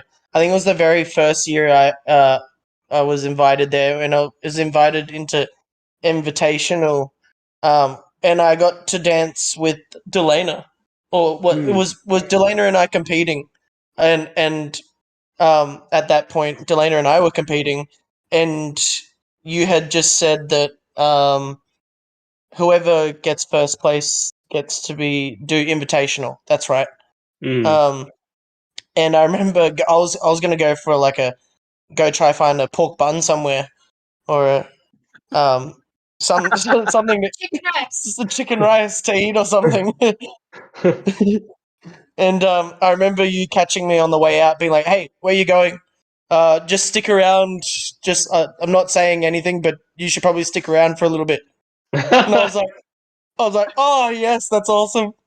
That was a fun moment. Is that your favorite event? That was one of my favorite events. Events? Yeah. Oh, Event. Well, that thing. I just literally at this point in time, that's a terrible question because all of them are so good. Like, I think I love just every single event I've been to. I wish I could go to them all again. Is there one that you haven't been to yet that you want to visit? Oh, plenty. Dalena said Budapest as well. But WOTP? Definitely want to go to that. Yeah, definitely want to go to that. I want to go to Europe because that's a place that I haven't been yet. I've been to America, and that was super exciting as well. Competing in tap was with Lauren. Yeah, that was true. That was super awesome as well. The embarrassing one as well is I remember Zac. Yeah, I remember the one where you swore really loudly in your spotlight. Which one? Yeah, the one that Brad took a photo of, where I'm putting my fingers. It looks like I've got my fingers in a very uncomfortable spot. Okay. Let's move on. Great photography skills right there. Yeah, great job, Brad. I remember Mandy. where Zac basically shouted like, "What Yes, the fuck?" Like, because he missed one of the phrase changes, and then he actually screamed, "Fuck," like in the middle of his spotlight, like loud enough for the entire ballroom to hear.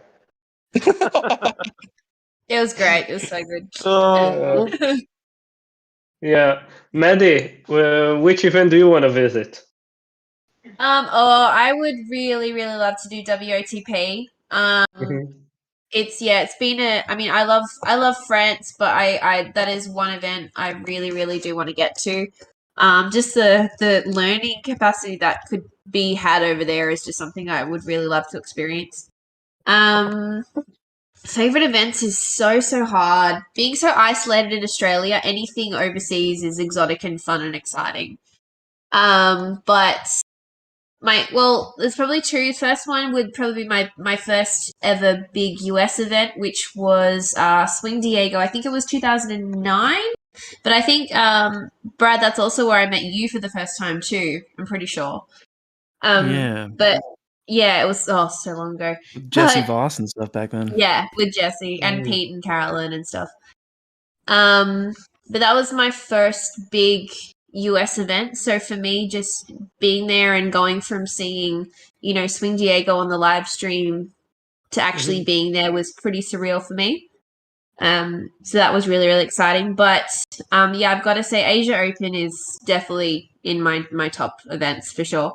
Whether we have sweat dripping down the walls or whether the dance floor is getting warped to the point where we can't dance on it, it's always been such an awesome event. And the social dancing's always been the best social dancing I've ever had, for sure. Wow, yeah, sounds like 100%. I feel like this whole session is becoming an Asia Open one, but I mean, honestly, Rightfully so. I'd have to chime in on this as well because Yeah, Asia Brad. Open, Asia Open, while it's people don't want to say, oh, what's the best event out there? It's this particular one. It's really hard to not give Asia Open at least in the top 2 or 3 events ever. And it's not just because we've had like 1 or 2 incredible years. It's every single year the energy in the room is insane. The pros go all out. The social dancing goes until the workshops start the next day. And for me, there was a realization when we were having a pro-am Jack and Jill like prelims, and it was standing ovations, people yelling their asses off for Pro-Am Jack and Jill. It was at like 3 o'clock in the afternoon, and people were, it felt like I was at Swing Diego watching Champions Jack and Jill. These people were so excited to be watching this. And now we've just got this huge camaraderie with 500 people who just have a bunch of inside jokes and a bunch of just great memories together. It just feels like a huge house party with incredible dancing. It's really hard to find an event that's overall better than the Asia Open. So I have to say that. Wow.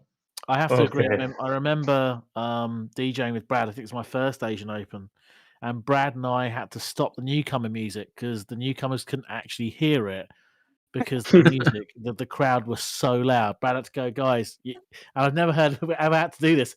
We actually had to ask the crowd to be quiet so the dancers could hear the music. It was Oh, it insane. scared the shit out of them. It was amazing. Whoa. Yeah, that sounds awesome. We have another question. It's probably going to be one of our last ones for today or tonight or early morning. What are the differences between West Coast swing in Asia and Oceania to West Coast swing in Europe and America? Z, I want you to start, if you can. Oh, okay. This question. Yeah, sure. I can start with this because actually, this is something that I think about all the time. Okay. But can I split this slightly because I do feel like West swing in America and Europe are really quite different. Yes, you can definitely split, and I agree on that for sure. So I mean, I think in general, like West Coast swing in the Asia Pacific region, I think we're a little bit like technical focused in general because our scenes are all not local scenes. So I think like for a lot of us who started here in Asia Pacific, we've kind of had to learn. I think a lot of us have our learning predominantly from private lessons rather than like structured group classes. So I think because of that, the level of detail that we teach with is generally higher because I learned my left side pass in a private class. Right? So the level of detail we have for everything round up is a lot higher. And so I think our scene here in general does tend to be quite technical focused. It doesn't necessarily mean it's better. It's just that I feel the way it is. I think if I kind of compare to like the US, I think the US is actually the most creative scene in globally. I think for the Americans, the American dancers really have a let's make it work kind of mentality rather than let's get it right kind of mentality. And I think that really contributes to a lot of creativity, both on the social dance floor and as well as sometimes in the comps. American dancers are the most likely to try something or do something that they've never actually done before. For sure. True. Yeah. And also I think certain things like in the US, like from a rhythmical perspective, I think the US scene is the strongest. Like everybody says like West Coast is a 2-beat unit dance, right? There's a downbeat, upbeat. But I really feel like outside of the US, even a lot of the better dancers don't really exhibit this downbeat, upbeat feel. Like we are stepping on time. So like in Asia Pacific, in EU, all the better dancers, the all stars, the advanced dancers, we step on time. But we don't actually. A lot of the dancers outside of the US don't actually have a really like proper rhythmic feel from a downbeat upbeat perspective. Like you're talking about pulsing? Yes. Okay. I see. But not necessarily like just pulsing. Because I mean like if you're dancing to a hip hop kind of song, everybody pulses. But okay, yeah. Not a West Coast pulse. Okay, Yeah, I see what you're going at. Okay. Yeah. So like a swing pulse really needs to have like a downbeat that's created from the legs and then an upbeat that's also created from the leg. It's not through the body. Whereas a lot of people who have dance backgrounds, who have danced a bit of hip hop or danced a bit of other dances, a lot of good dancers can fake a pulse by using their body, but a swing pulse has to come from the leg. And I only really see, it's not that there's dancers outside the US that can't do it at all. It's more so that at a broad level, almost all the American, like all stars, have it. Whereas I think Asia Pacific and EU, at the higher level, it's the minority that actually displays that kind of pulse. The EU dancers have this really nice, smooth kind of flow to their dancing. And I think like the EU side dancers in general tend to have this really, really nice ability to kind of flow from move to move. So dancing with the EU dancers has a really pleasant feel of always constantly being able to keep things going. Yeah, and I think that's the strength of the EU side dancers. In general, I kind of feel like the dancers feel more easy to get going, easy to keep going, and I think sometimes it's just easier to kind of control where the dance is from a flow perspective. But yeah, rhythmically, I still kind of feel the US dancers are the best. And then yeah, I think our scene though, in Asia Pacific, I feel like our dancers tend to be more interactive. I feel like the Asia Pacific, like for us, our dancers, we do prioritize like partnership a lot more. I think at the higher levels, I do feel like sometimes the American and EU better dancers do tend to be a bit individualistic in the way they approach the dance. Yeah. Okay. So that's just my opinion for general. Yeah. Oh yeah, that was very deep. Thank you for that. That was really nice.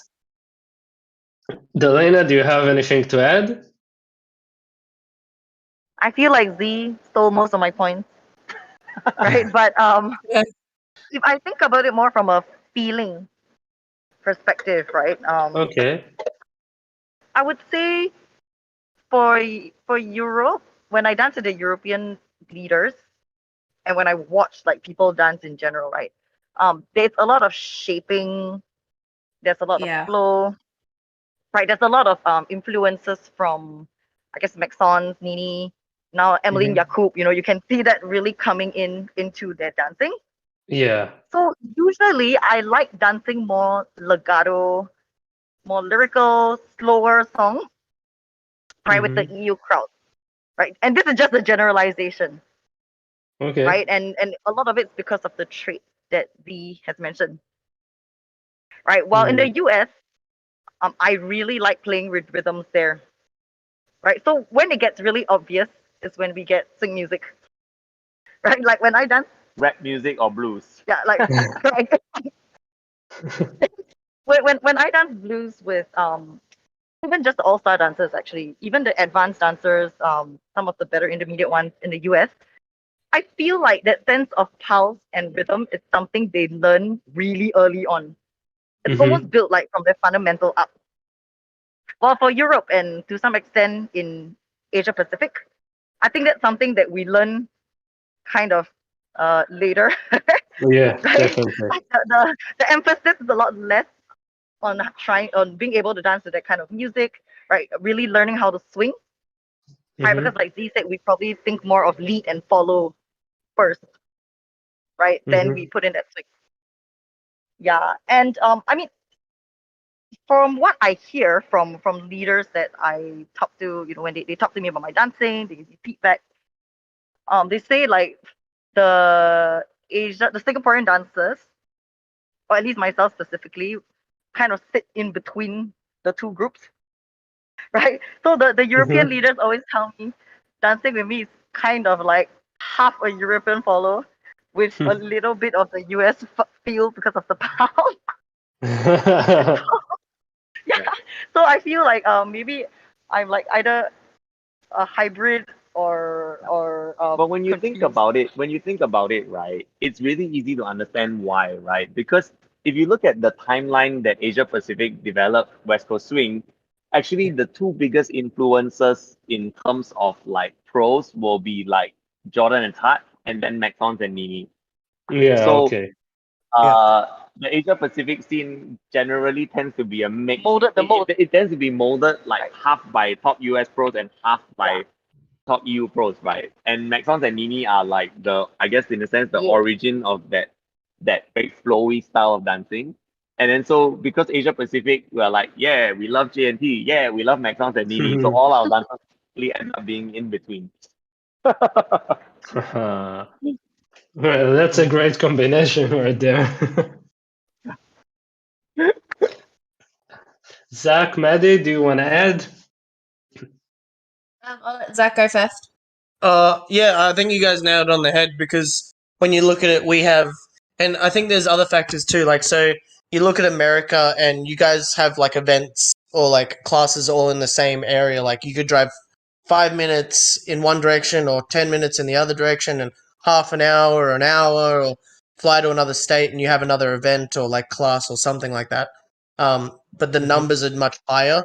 So it's a lot easier to kind of upskill yourself in a certain way with the people around you.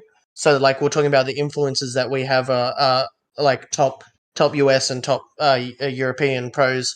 And then you have Europe as well, which is coming in and then smashing it with their influences and helping each other out. Whereas we're a little bit more limited as well, I guess.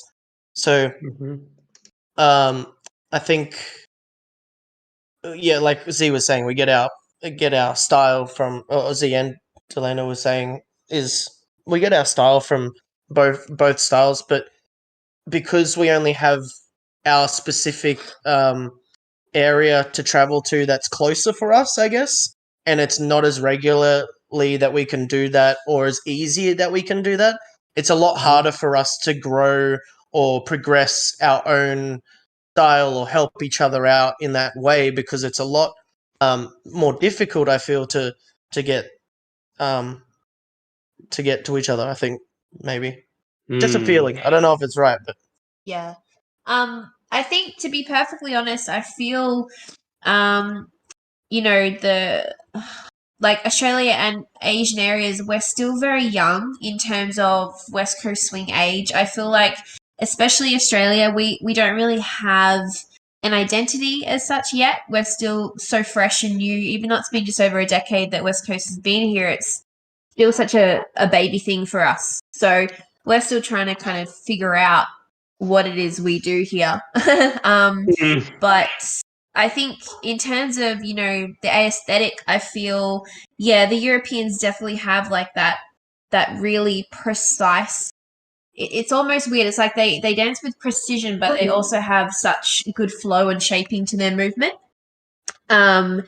And yeah, the US, I feel, just because they've got that rich history of blues, West Coast, and swing for so many years before, I feel like in terms of, you know, blues and that sort of thing, they may be more experienced and they have that rich history, which has kind of allowed them to have, you know, such a defined sense of the dance, if that makes sense. Yeah. But the feeling thing is definitely like the connection. I feel the leaders here in Australia is still something that will be very different depending who you dance with. And I feel like if I dance with a European leader, I could kind of immediately tell they were from Europe just with how they kind of give me room to shape and move through what they're leading.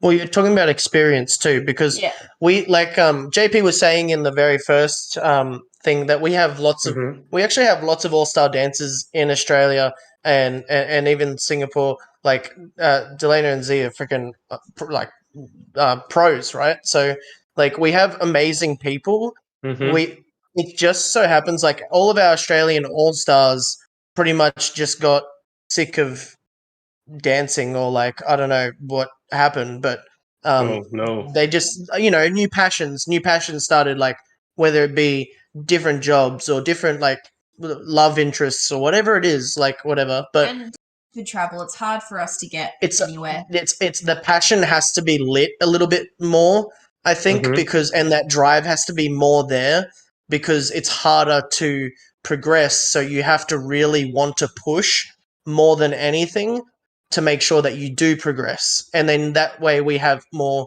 experienced people helping out more experienced people and then helping out everyone, and that flow on effect that will then make our own style or our own identity form a little bit quicker.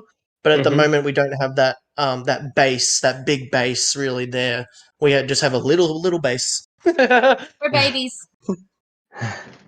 Yeah, but you're doing a great job growing this community. That's from what I've seen. Thank you. Yeah, Thank you. I wanna Zee? add like about like the issue that you guys mentioned about with the All Stars. In Australia, some of them they get to All Stars and they disappear. kind of stop, right? Yeah. I think that problem is global. And it's weird because a lot of All Stars that I speak to, I don't really understand this mentality because I've been competing in stuff like pretty much my whole life, even before dance. And I always hear All Stars say, "Oh, but like now I'm All Stars. I don't think I'll ever be good enough for champs, or champs is political or whatever else." And they're like, "Oh, okay, so yeah, I guess I'm All Stars now, but where do I go from here, right?" And it always confuses me because ultimately, if people are gonna treat this as a competition, then when you compete, your goal is to win. Yeah.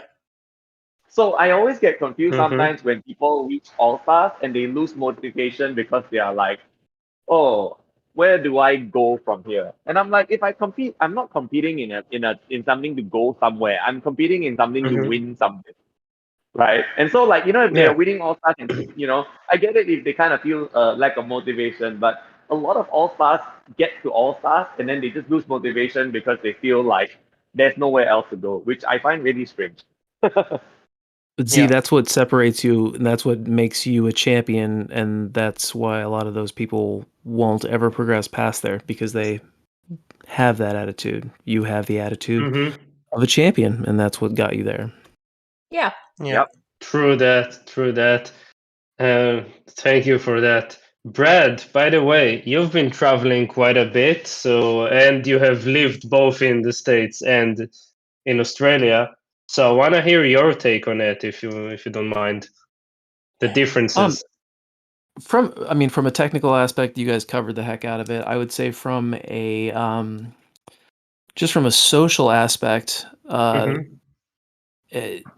the way, Zach, it shocks me that you haven't been to Europe yet. You are going to lose your mind when you go. I'm so excited, man. I'm so excited. It's just, you look like you have such a European style to it. You have like a free natural flow to your dancing and stuff, and it just surprises me that didn't get heavily influenced by that. But you will love it when you go. But that to me is like what sets Europe apart is in the social side. I feel like everybody feels better or feels like they're more connected. Because their focus has been more on that as opposed to those who learned in the man, I'm losing my voice.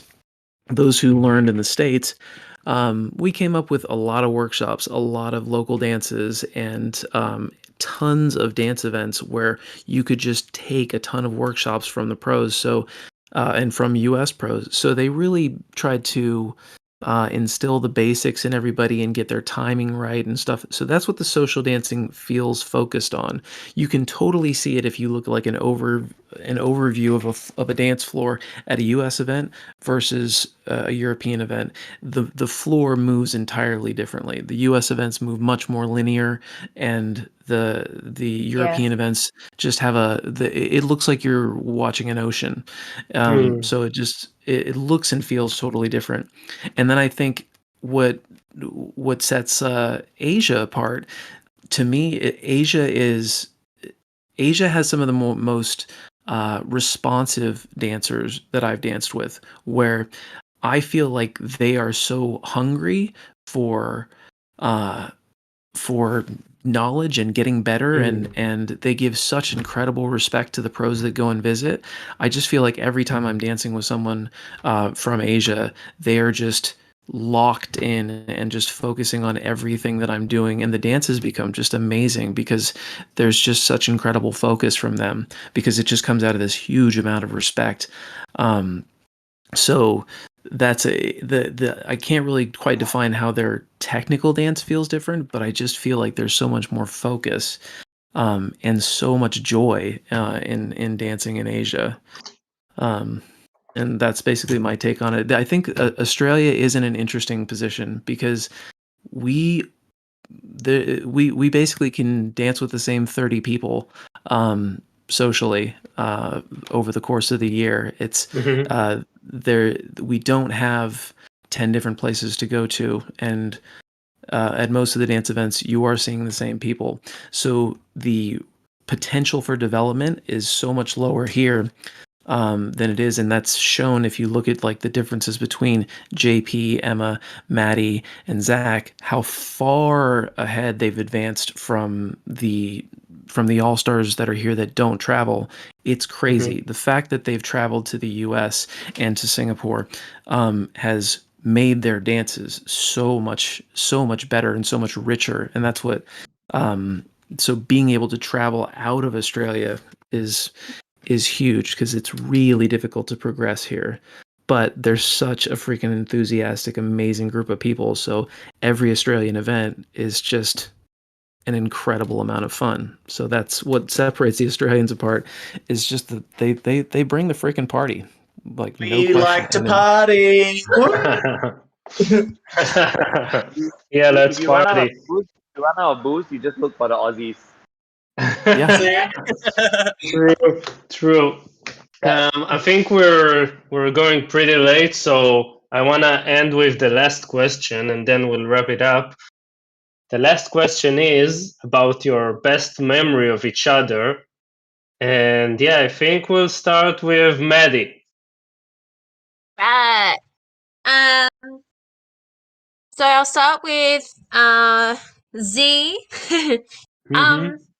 One of my favorite memories with Z would probably be when I did invitational with him at the Australian Open. I think it was 2016, when it was still running, and it was probably one of my earlier invitationals that I'd done. But we drew each other, and we got Destiny's Child Bootylicious.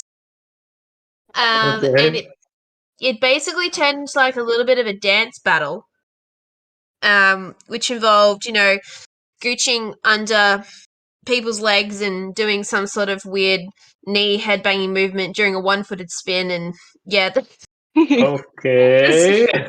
Okay. It was a lot of fun. But yeah, that was probably one of my favorite memories with you, Z. That was such a fun dance. But I mean, I was saying this to Zac actually not too long ago. You're definitely one of my favorite social dancers to dance with as well. It's just so fun. I love dancing with you. It's awesome. Dalena, probably when we went to Swingtacular in 2018, and I think you actually drew Brad in, I think it was Jack and Jill. You guys drew each other, and I just remember you having this thick ass dance. And Swingtacular being the event it is, it's so massive, and I just felt like it was also like, it was obviously awesome to see you there, but it was just so good to see you own the dance that you had with Brad. It was just so cool. I can't remember what song you guys got, but I just remember it being a lot of fun. I just had like this sense of pride of, someone from our part of the world just owning it on the dance floor. I think it was Stay. It was the one that Brett did somersaults. Yeah, yeah. Yeah. Fun roll. That was yeah, it was a really fun dance. I mean, Zach's he's my person, so I have a lot of Yeah, let's hear it. memories. I want to hear them. I want to hear mine. Oh Jesus, where do I go? I think just as a partnership, and this was prior to us being together. When we did, I think it was like our third routine. But we took it to Swingtacular, and it was probably the biggest event we'd done a classic at. We did I think it was like they had like 1,200 people there or something ridiculous. And that itself is terrifying to do a routine. But For sure. I just remember we worked so hard for this routine and so hard for this goal to do it at this overseas event, and we ended up placing first. And just having that moment of they announced, 5th, 4th, 3rd, 2nd. We're like, yeah, nah, we're not giving it. Like, oh, we're done. We tried. Thanks. Good job, team. But then they called first place, and we'd already kind of checked out at this point. And I think one of our friends, Kylie, had to nudge us to let us know that we won. Whoa. And yeah, it was just such a surreal event. Like, just having that moment and knowing that you'd worked so hard to this common goal together and just actually coming out on top. It's pretty awesome. Wow. Yeah, that must have been crazy. Zach, she stole your moment. No, I got a different one actually. Ooh. Okay. Do tell. Yeah, so my one for Maddie is actually our first routine. She mentioned it before actually. Oh, so she did steal it before. She mentioned the one where Deborah was crying at that was our first routine. And it was one of those moments where we both worked hard again, and we were like, it kind of paid off. So that was a nice moment. But I guess we've heard that story before. So I think the other one for Maddie would be we have this thing before we go on for a routine, and we kind of pep talk each other a bit, and we're really like, we have this moment where we're just looking at each other and we're like, we're really excited, let's do this, give it our all right, you got this, love you, blah blah blah. And I really enjoy those moments together. So it's like our little little G up. Yeah. Little pep talk. Z, I think the one at Swing Station when you injured yourself or someone injured you. Alyssa. Was it Alyssa? I mean, not really. She didn't injure me, but I got injured while dancing with her. Yeah. Yeah. And you were like, I don't know what happened, but you were like, oh, I want to dance. Because everyone was doing a pro show, and Z couldn't do one or something. He was broken. He was broken, and Z's like, no, I still gotta do one, and I'm like, oh my god. And it's those moments where you're like, the love of dance is like pushing you through or like making you do that, and the love of like performing and that I don't know, just that feel that was in the room when that happened was really, really nice. Did you end up doing it on a chair? Like you sat on a chair? Yeah. Yes, I had to do it on the chair. I did at Maya Demo, Maria Elizarova, right? Because she was the shortest pro, so she very kindly agreed to dance with me on the chair. I heard about that one. It wasn't a lap dance, but it was still good. And